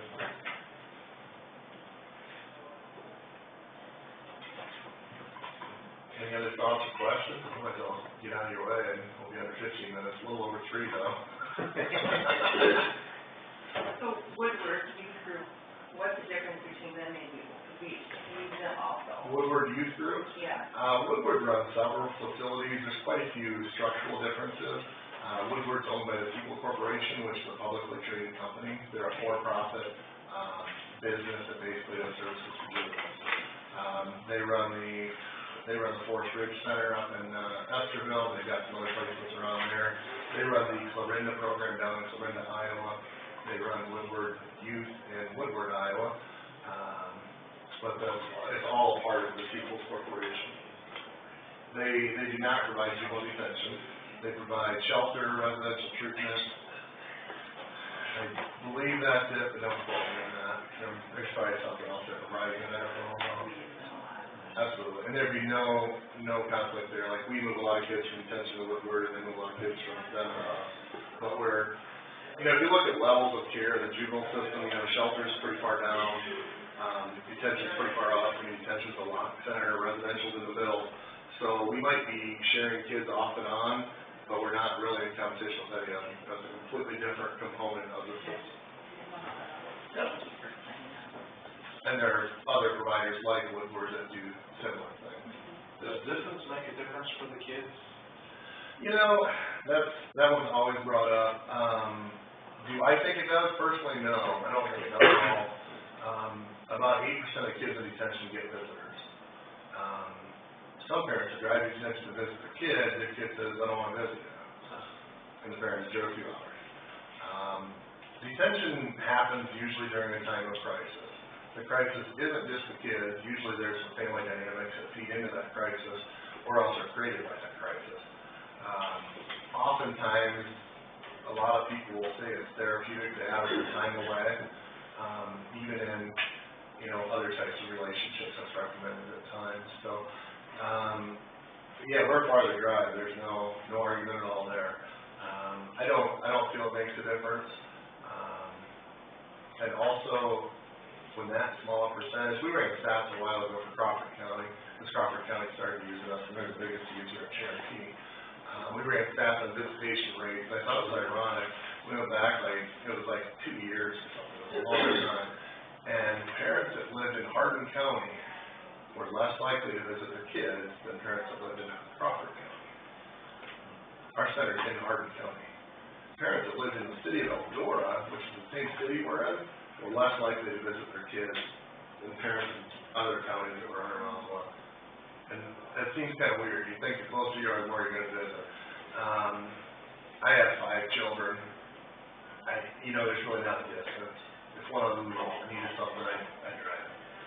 I guess that's kind of how I equate it. If they were in the same town or 3 towns or 7 states away, I'd do it. So it's just, I think that's more of a parental choice than a fundamental difference. Good question. Other thoughts or questions?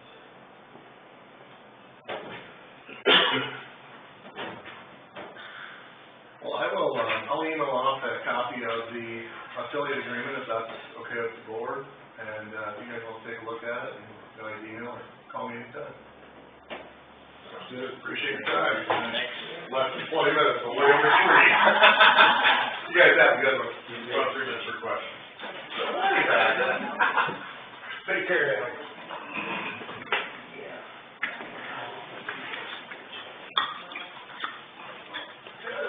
We just normally vote Cherokee, it's never been brought up, or what was our? Yellow is. I'm not sure. Should put in 2 weeks not to. But I would say it's Cherokee viable long term. It's an old running facility. I don't know. But what I would say, I guess you can take only 3. I just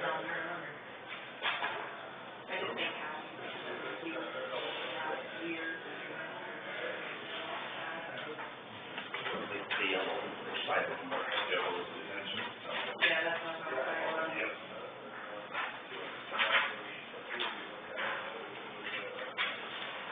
We do a lot of wood work from that detention center, so. That's what it is.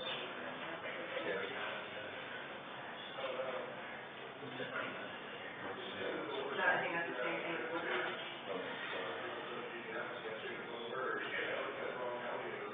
So every year it varies, even this year, it's one of those years that we. We're not tied into so much a month. Transportation. Basically. When you look at what I've seen so far, I don't know.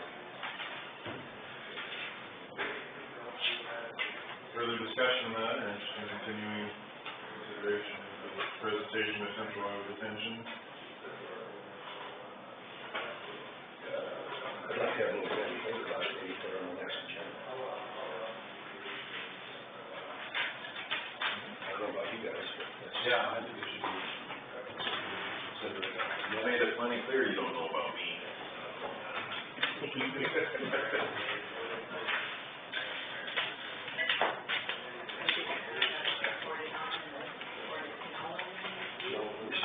We should have done this too. I don't know, if you have a sign up, I'm sure, our clerk's office, I think it'd be good to have them in a conversation, see what he thinks.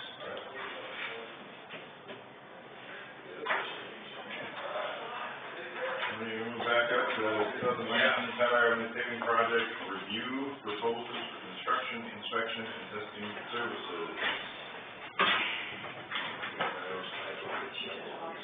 Three choices. Three options here? Yeah, you Yep, three options. requested, quotes from 3 companies.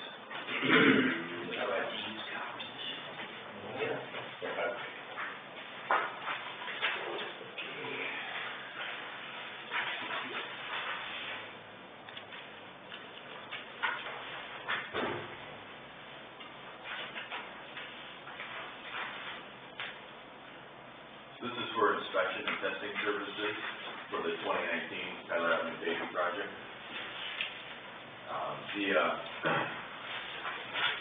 These services are performed on an hourly basis.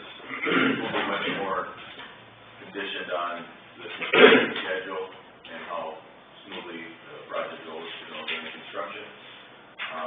This time though, I did have there's a heftier budget in here. I just, for hours. What did you plug in, the figures you previously provided as far as what you needed for testing services? It's underneath that threshold, and that's why it should accommodate it adequately. But my recommendation is to actually select team services, not to say that there's one thing that's perfect over another. They are the closest. They actually did the other testing on the other jobs, so they're the most familiar with the project now. And they are definitely the cheapest, no doubt about it. They are, no, their hourly rates are the cheapest too. I mean, they're the cheapest. Isn't this something we can do in-house? No, we really can't. I'll tell you why, for a couple of reasons. One is we have way too much going on this year. We don't even have the availability for it. It's not even an option. I mean, we are going to be involved from a big picture, like myself and Michael Connor will oversee what's going on out here. But for the day-to-day, all the testing needs that are out there and the ongoing inspection, we need to have somebody to come and do it. And actually, at the rate they're proposing is very affordable. It's actually extremely affordable. So I didn't even ask Lopel this time, because I know last time too, he wasn't that interested in doing it. But also his rates are gonna be a lot higher, if you wanna do that, perform that type of service. He would be the other one that would be able to fulfill that need, would be Lopel. But I know it'd be a lot more expensive.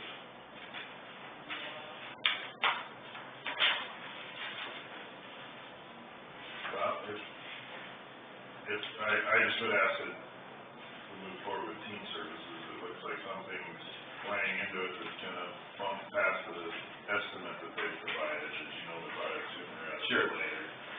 This is an estimate. I understand. Yep. Everybody's rates, but I don't wanna get to I know exactly what you're saying. 5,000 past the 29.7 that they identified. Oh, yeah, this is why. Exactly. It happened, I understand. Could happen, the estimate that we provided for, the needs of the project should accommodate this a little more. The, what do you call it, big picture, this also estimate, I think, is pretty fulfilling of the need of the project, so it should accommodate some issues. Whatever had you plug in as an estimate of what you thought it might be. If I remember right, it was somewhere in that 40,000-ish, I think, or more, 45 maybe. I had that written down somewhere. But there's other things that can come up separately, like with that also. Yeah, I had 45,000. 45. And if you look at it, those are the other proposals, they're 40 to 50,000. So that's why I kind of had that. services proposal has more hours than the other ones. Noticeably cheaper. That's because they're already raised. Gentlemen, do we wish to I act will, on for the Dean Services. motion by Mr. Helmers to move forward with the contract for team services on the recommendation of Wayne County? We got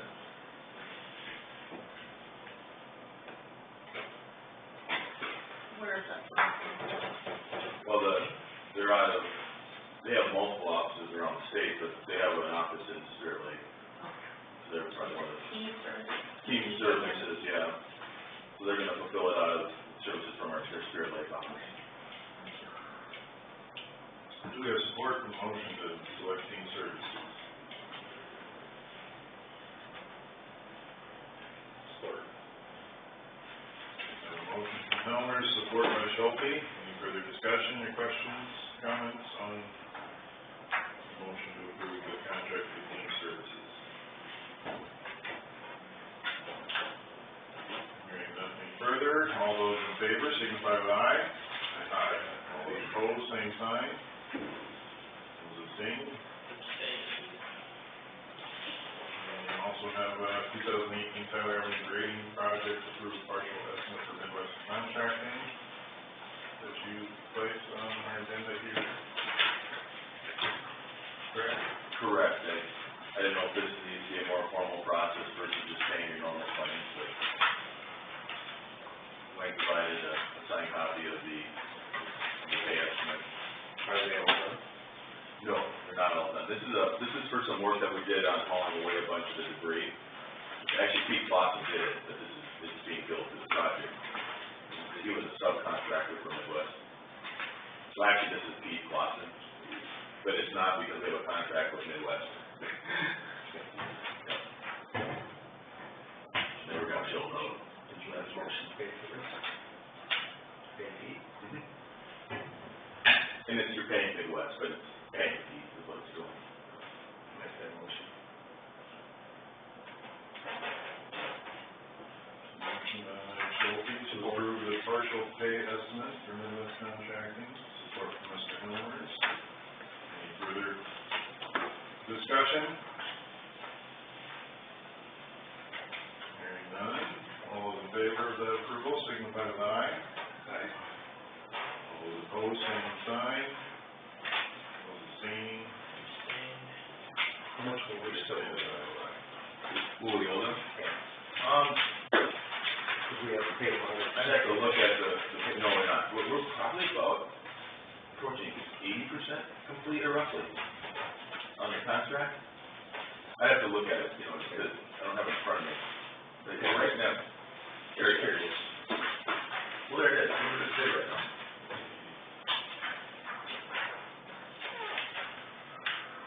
We paid about $931,000 and it's about $1.2 million, so. What does it show, the percentage on?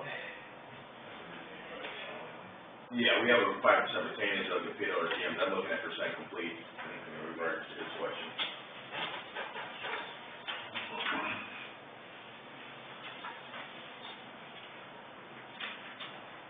About 78% complete. That's pretty close.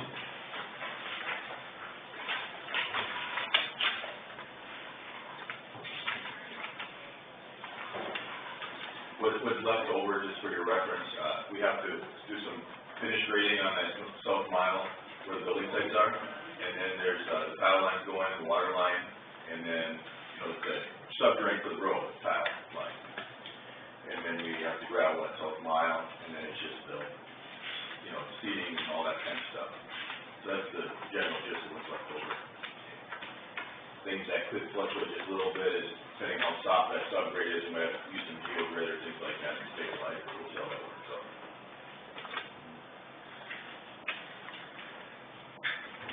All right.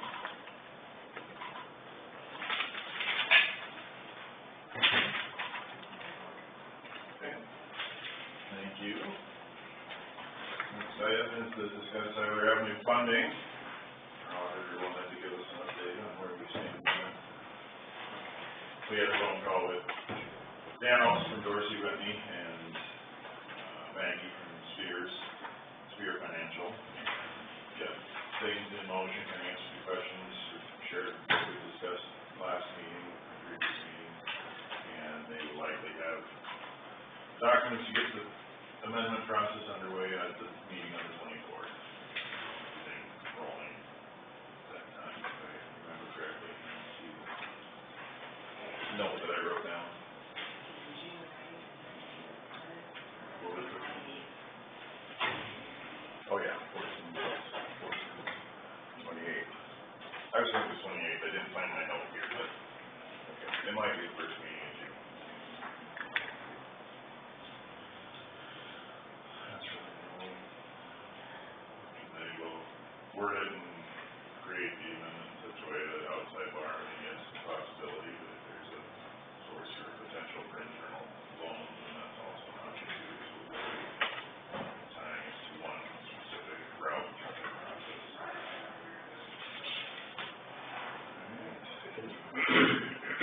Attorney come up and have those on my shoulder. Towards the plan. So.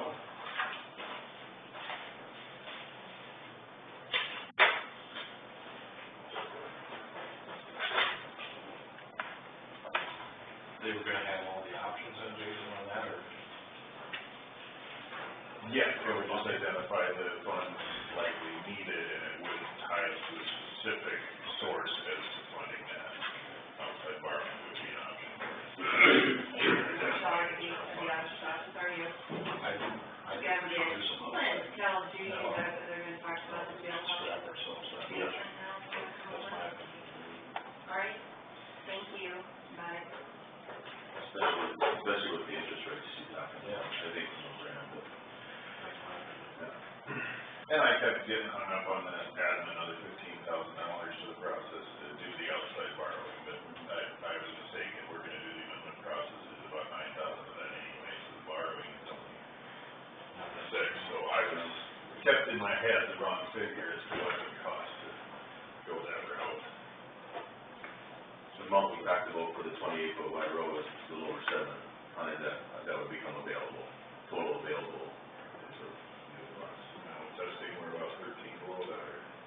Exactly. Well, yeah, we're not there yet, but yeah, nothing's over yet. But I ain't counting on that. we're not gonna guarantee anything, because I know that, but no, you're right. It all will hopefully work out. Oh. There was a We're ready to talk recommendation about the made of basement, possibly building, borrowing around. from, land acquisition funds with Okay. interest, but I'll look doing on internal the borrowing, and they would potentially secure better interest than what we're getting currently on those funds. That was asked of Mr. Danos, he says with the most recent, under with the Loaf Estate, that it was pretty clear that that was for conservation improvements, and that it wouldn't fall within, he wouldn't be comfortable using that even as a loan. It'd come back, but it's not worth it. But that's not the entirety of what the balance is, so just something that's potential to think about, not anything that would have to be committed to, but there's a source of funds that would maybe not require as much additional outside borrowing.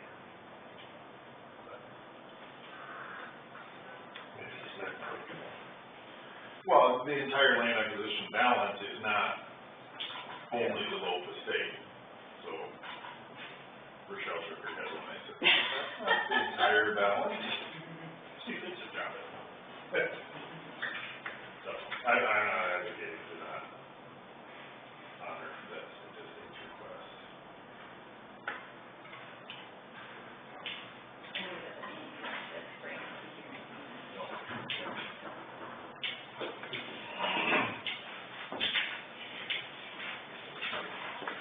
Guys mind if we move down to the ambulance service write-off item prior to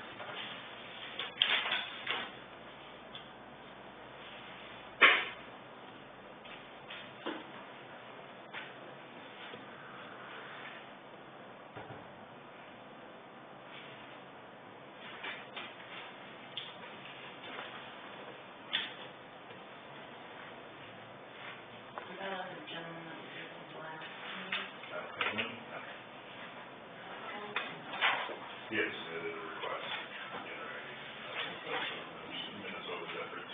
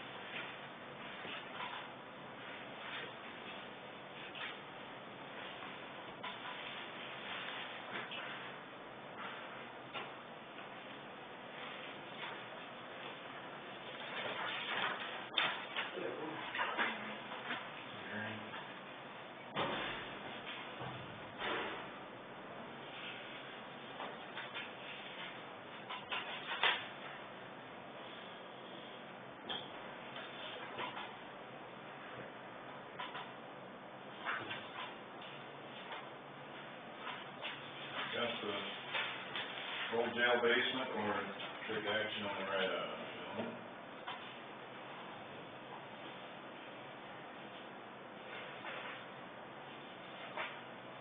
Motion to write vote. Support.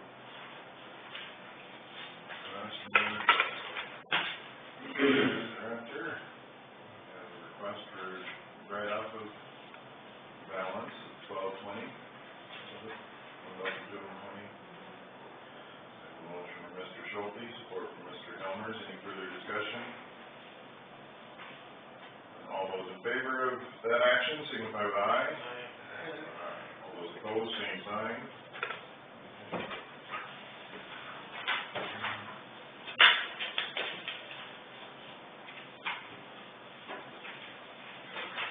Yeah, thank you for coming back. Yep. Gentlemen, we have, as a result from wanting to look at what might be needed at the courthouse here, this Reno Dry USA took a look and also looked at the basement of the old jail. And, they've indicated they're not concerned with the condition of the courthouse. The courthouse is fine. They are, however, admirably offering their services to address the needs they've identified in the basement of the jail.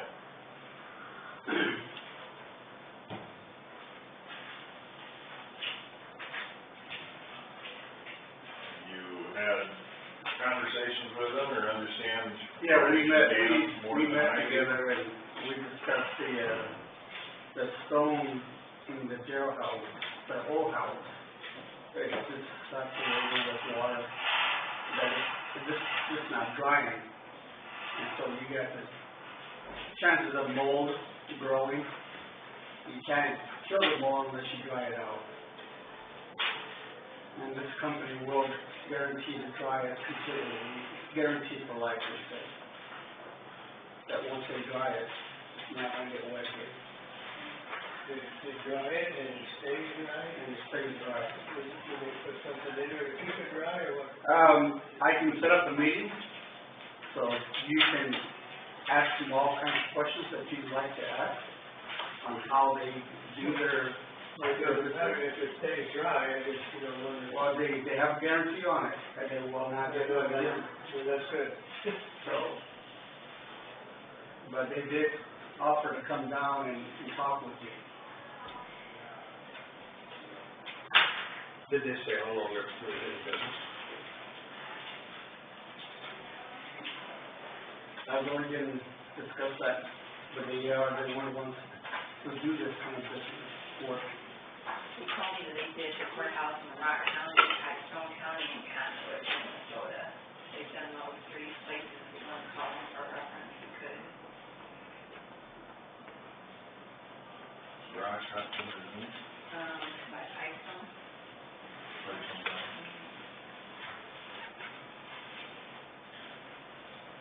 Well, they only 3 they done, or those are the 3 they want us to Close talk around, to? close around here, he was trying to, they could go, maybe look at it from the side, his writing aid, to look at it.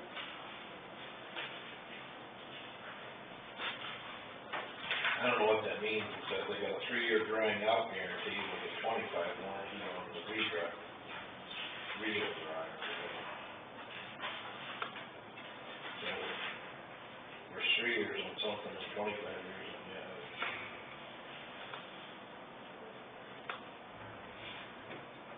All right, so can't answer that for certain, but if Ernie's saying that you see the wet on the walls currently, if you're, I would read that to say if they get this insulation done and we walk down there in a year, we shouldn't expect to see it dry yet. You may still see moisture for the first 3 years, and then, but that, how I would take that, I don't know.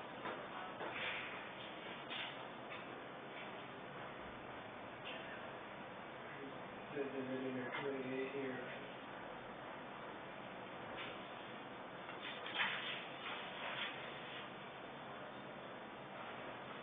All I know is that the stone underneath the house is really starting to deteriorate pretty bad.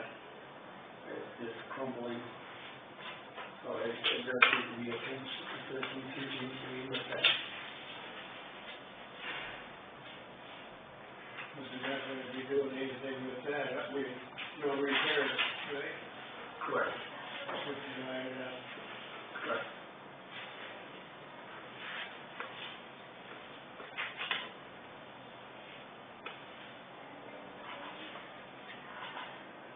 Indicated what it is, did they apply something to the outside, or is it kind of? The way it looks like everything's done on the inside.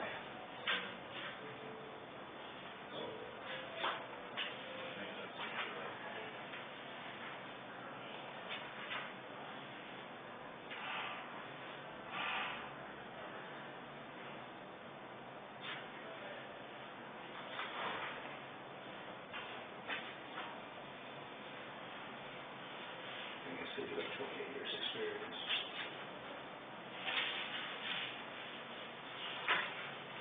Like I said, if you wanna sit down and one-on-one with them, they'll be happy to come in. They just put little machines down there? Yeah.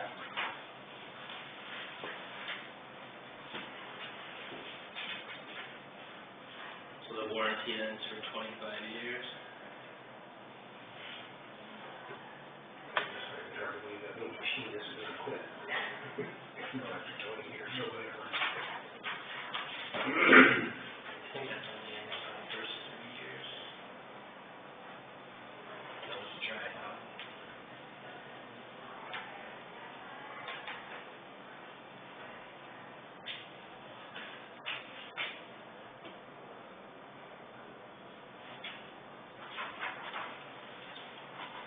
We get $3,600 so much to go to try. $344 a year to, for renovation. I'd be interested in just hearing more from them, it'd be nice to look around, but it doesn't sound like there's a lot of. No, not this work. And this is something that, from what I understand, we'll be able to see if it's accomplishing. I mean, if you're Yeah. seeing the water now and. Yeah, 'cause I have to go down there at least once a month.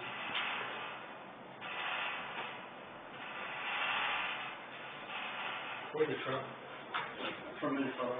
The cities, I think. Yeah.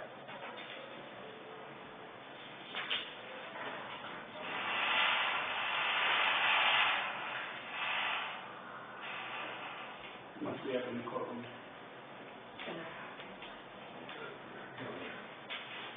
Al, something you wanna take action on today, or do you wanna have them come explain it further, or present more, or?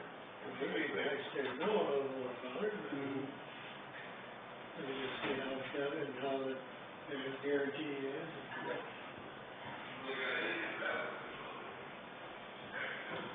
Not something I know a lot about, but to me, I appreciate that they didn't come in and say, yeah, your courthouse and your jail and all these areas need this. To me, it seems like a pretty honest and forthright assessment, but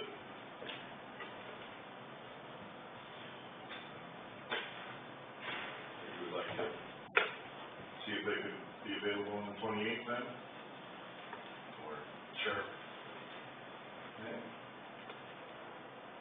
And feel free to contact those other counties and in the meantime, if they've identified someone who's looking at or call or background information on them.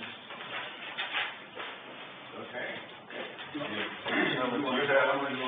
No, that's fine. Okay. I wanted to hear what happened. Honestly, I started to look through the what Craig said about cancers from No, I don't. past wars and veterans, Yeah. potential mold in the basement, and someone having been detained in a facility.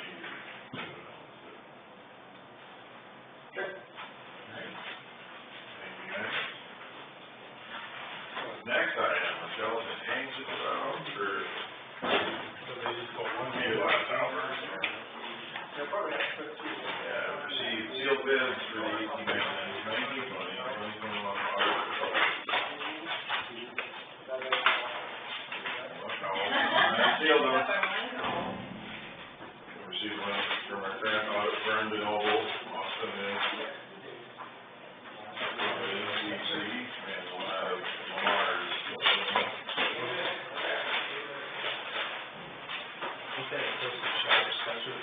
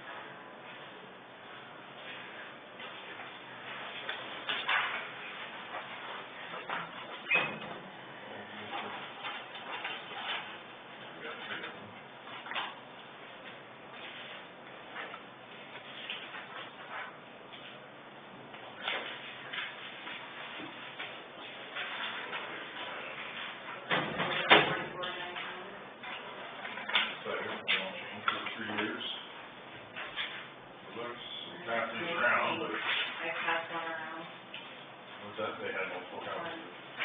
Yeah, that one. Williams and Company? Yeah, that's one on the.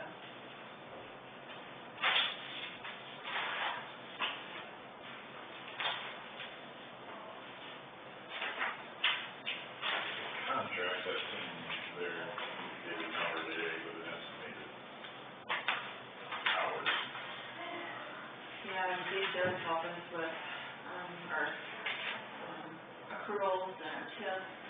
He helps us with, landfill report that's due. Okay, you guys are pretty Yeah. hands-on. Yeah, he understands public safety. I know Brady calls him a lot, and Carl calls him a lot for advice on things.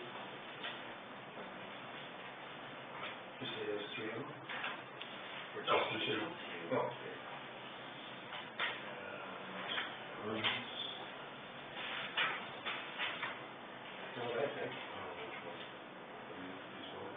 Yeah, I wrote it down.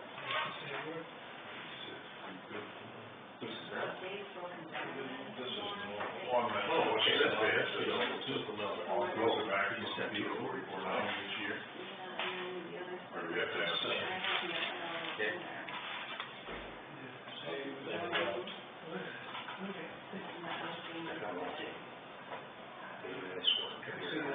Well, there'll be, what was the third one? There was two. Oh, I thought something was three. No, I asked Jason if it was three, he said no.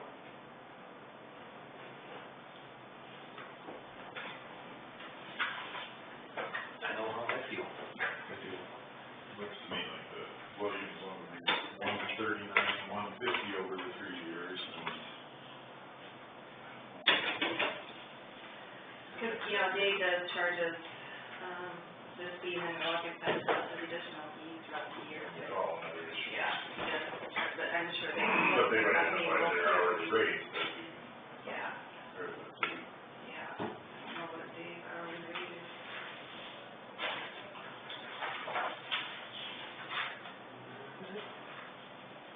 I guess what I've seen there, what I've seen in the past, I know who I go for. If he has more, she doesn't make it. well, you know, that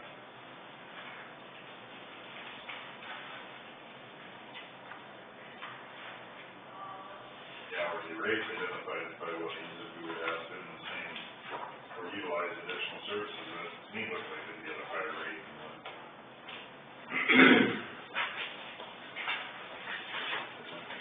Interested in taking action on this, or reviewing it further and taking action later? I know, I've been very pleased as well with it. But appears to be a little bit. I would make a motion to stay with the double. I'll support that. Schulte, support from Mr. Helmers, after reviewing the two bids that were presented, that were provided, opened today,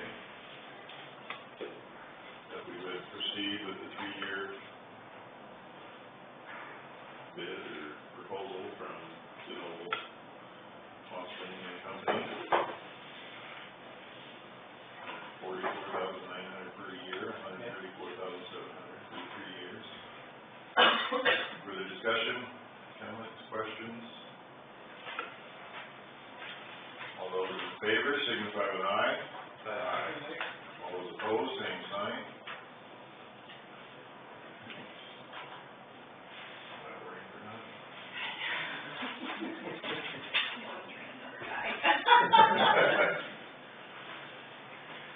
Thank you, so working for me.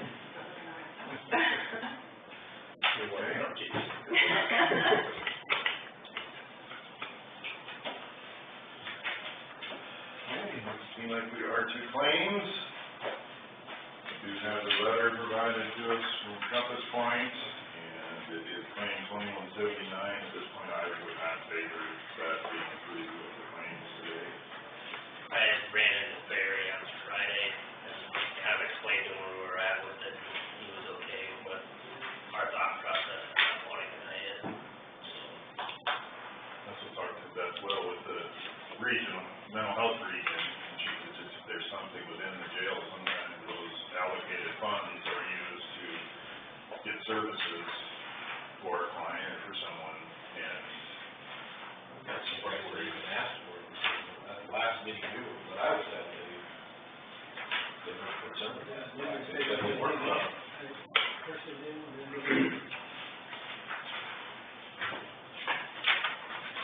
and I understand they have preventive services in place, but we're not receiving those throughout the quarter, so I still bristle.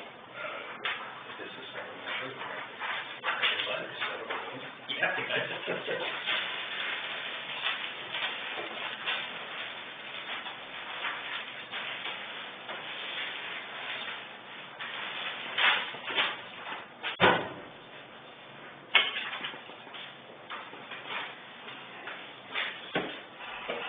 Well, I would share concerning the claims, What number was that claim? 2179.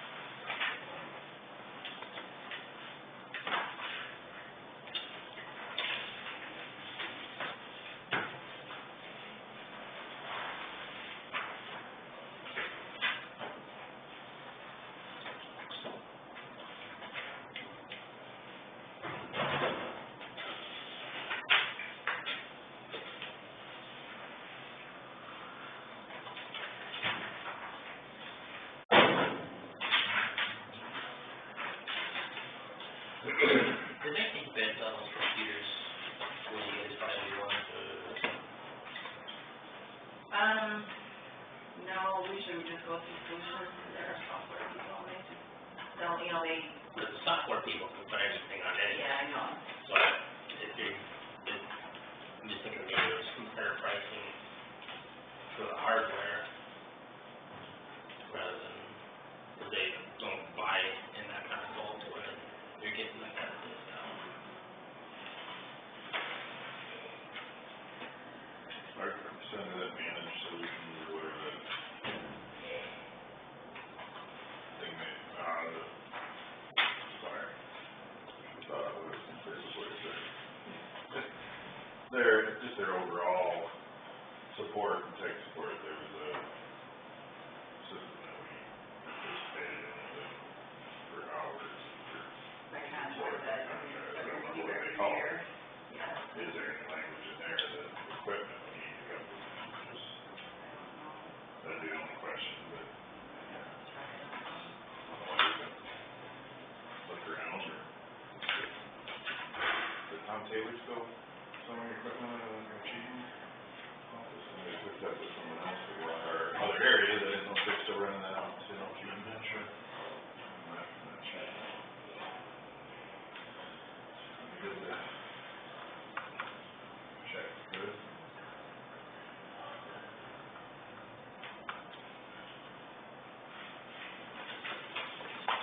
You got guidelines still for solutions too.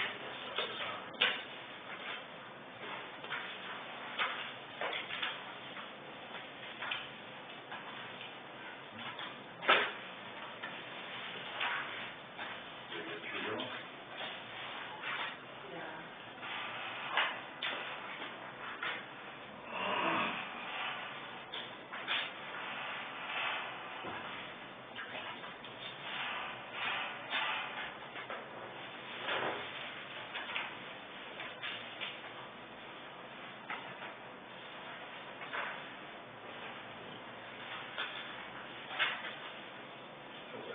Computers.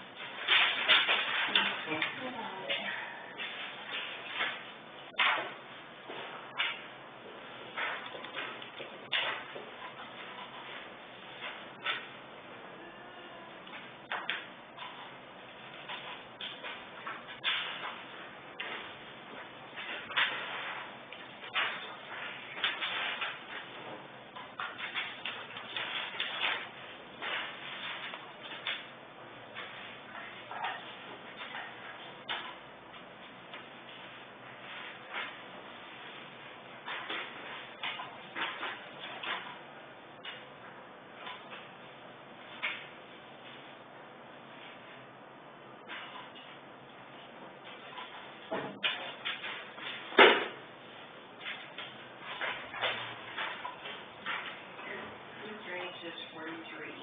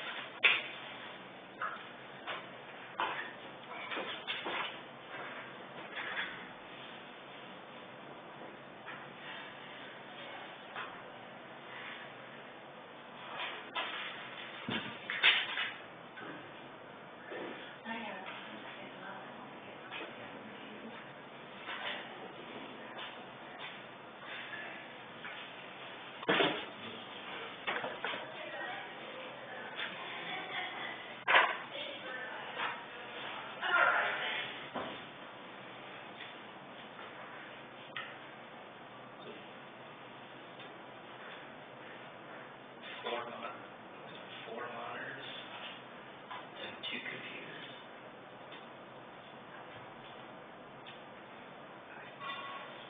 I thought she was getting 3, but maybe she said it's 2. I think there's, you know, she used a double monitor, so I'm not for sure if those. They show 4 monitors, 2 computers, a laptop.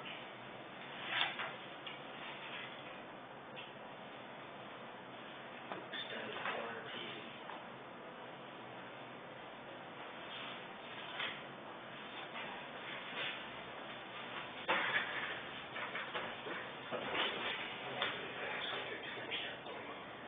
And they just started this week, I don't know, I don't know what, I'm hoping this week or 2.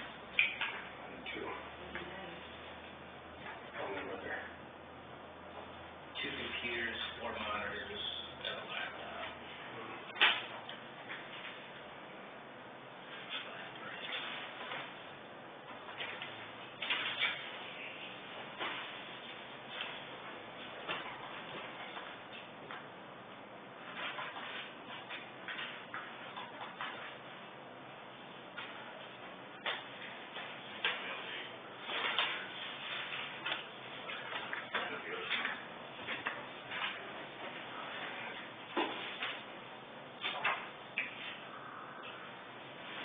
I'd make a motion to pay all the claims except for 2179. Okay, motion from Mr. Jones, for all claims except 2179.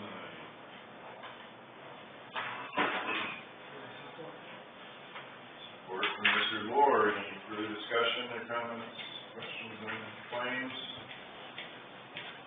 All those in favor of approval, with the exception of 2179, signify with aye. Aye. All those opposed, same sign. And most claims approved. What's this one here for? Was that on the agenda or not? It was, I didn't know if I should or shouldn't, I just made a copy for everybody, that you wanted it added to the agenda the next time, or you guys, it was the letter received, and I just made a copy for everybody. I think I emailed it to you. I personally didn't put it on, because I don't think it's somewhere we want to venture into, but if we want to have conservation review it maybe, or. Like, Jerry and I were asked why we were in the town in the area that doesn't allow ATVs on roads. That part could be wrong. Yeah, I don't know why are we the only ones that don't? I was asked, though, it's been a few years ago about the old railroad. We had an ATV run on there, but we had some objections to that. But a lot of companies let them rent. Yeah, on the road. Yeah. The track. You just can't cross any state highways. No. They do like speed. You can cross, can't you? I think there's certain spots you can cross. You can't just cross any, anywhere. Currently, we can't do anything, really. I can feel like I see them out there. Yeah, there's far use, Yeah. but maybe something to We're not talking about it. Yes. Sure.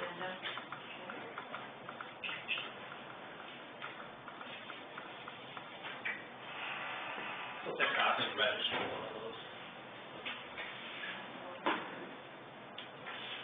I think they would use valuation on it to some extent, but I don't know. No, I don't think so.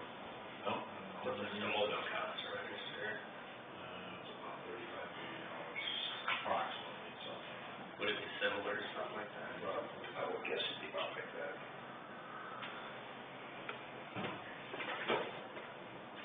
Also,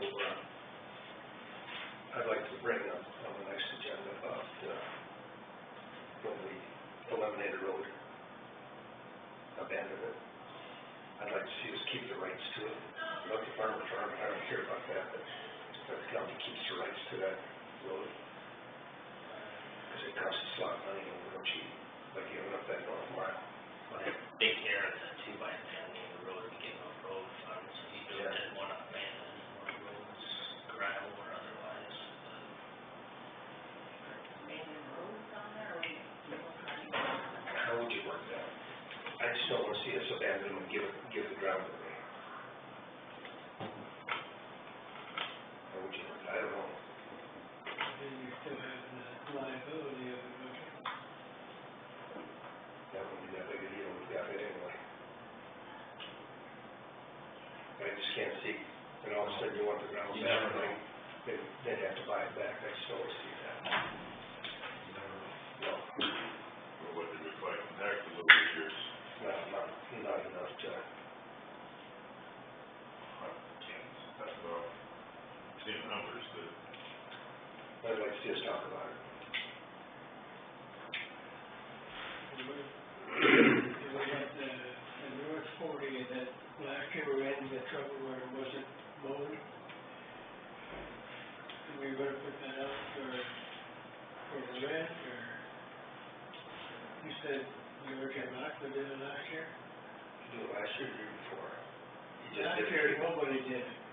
Until the very end. somebody did, we were gonna have, you were gonna talk to But then he had a heart Dean attack. Ackerman, and then it got done, and I'm not sure Yeah, I don't know. honestly who did it, but Dean Ackerman had that health problem at the end, and he couldn't do it. The year before, I know George did it just to keep the thistles down. Yeah. probably address that, identify something. But, you know, be done before the grass gets too far. And then Dean Ackerman said he would want it. I don't know if it has to go out for bids or something, or. Year to year, we have the ability to approve it, but if we go more than a year at a time, then we have two bids. I'll have to look at that again, but that's my recollection. That would be it. This is just managing the rules. I have to ask, we have not, RISE, are we giving to them this fiscal year allocation that we budgeted or not? Right. Yeah, I thought we carried $1,000 like we did last year. okay, we haven't paid it yet, so that's why I was wondering if we haven't gotten a bill from him yet, so I didn't know if we still were gonna pay or not, or what we're gonna do. Yeah, I think it was $1,000 like we've So done. we were planning on it, and same way we're supposed to express too, right? We haven't gotten an invoice from them either. So if it doesn't, we haven't paid on it, just get a date this fiscal year, then we could.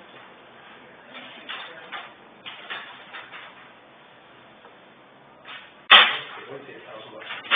Maybe, that's what we budgeted, I haven't paid it yet, so I'll, give me an invoice and see. And I had Stevens on the 28th with a question mark, you know what that would be about?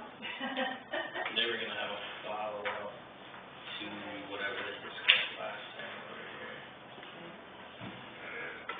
Expressed interest in receiving a fourth quarter fund for Compass Point, if they were going to try to Maybe that's what we were bring, doing. or is it this to address that? Yeah. So you still want that on the agenda, or? Yeah, and I would probably email, or I could email and see if they still, because we gave them that date when they were here to come back, so. So you'll email them? I'll email them. They were gonna address it at board meeting on the 10th or something. Yeah. Okay. I don't, Check with Jackson Recovery, see if they can make a presentation or something, if they got the state's IDPA experience for the remainder of the year. I'm just not very familiar with it. I've seen their ad on TV, about as much as I know about. Stevens, we have an opening at either 9:45 or 10 o'clock. 10 o'clock. 10 o'clock, okay. They just want Jackson's presentation. They were at board. Okay.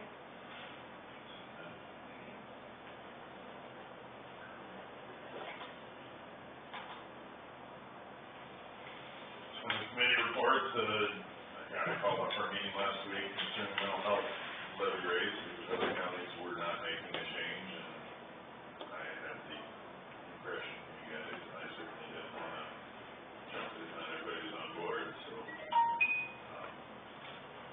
secondhand, what I've heard from O'Brien County was that they had a lot of drainage district levies being assessed, and Sheldon was going up significantly, and they just didn't wanna increase, which I understand, but at the same time, doesn't mean mental health only gets attention when we're first at the trough, or whatever, I don't know. You can see a negative projection, so it really concerns me that it's 15, and that's where we'll stay, yeah. This gentleman, I think we have him on the, first to talk about him on the next agenda, this guy that's here. What's the central? I haven't, I have discussed his contract. That's gotta be unanimous consent to raise that for the region, or is it majority, or? Technically, no, the state allows us to now have, I mean, it used to with the different levy rates, we would have different participation levels, and the recent legislative change allows us to have equity within the region, but I don't believe there's any requirement of it. If we wanted to fund to the 30-30 and nobody else is over 15, I believe we could. But if we levy that, it would be the region's I guess, kind of, funds, I guess. someone had mentioned when I had the seasons meeting that everybody had to agree on what to raise to. And I guess that was news to me, the only one that agreed to change it was Clay. Yeah, I've not talked to them either. I don't know if they intend to increase their levy regardless or not. I would have asked if we hadn't met last week that our approval of an increase be conditional upon all others participating at that level, but I don't think it's an absolute requirement. I don't think it really amounts to much unless everybody goes along with the program. Yeah. All right. Any economic development in there, like? Nothing. They got that cat large building sold yet? Thanks, Nate, there's that. There's one that owns the first thing on there. Not never. Are they something around? Right here, thank you.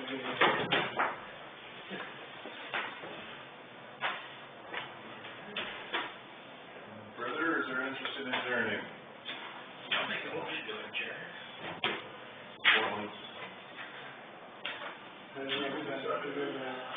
I heard motion and support, so you can decide. We're all good to go. Leroy was trying to get, I don't know if he did or not, or, Either Sophie or. yeah. No, Leroy. Leroy, oh. I kept my mouth shut. So with a motion and support, all those in favor of adjourning, signify with aye. Aye.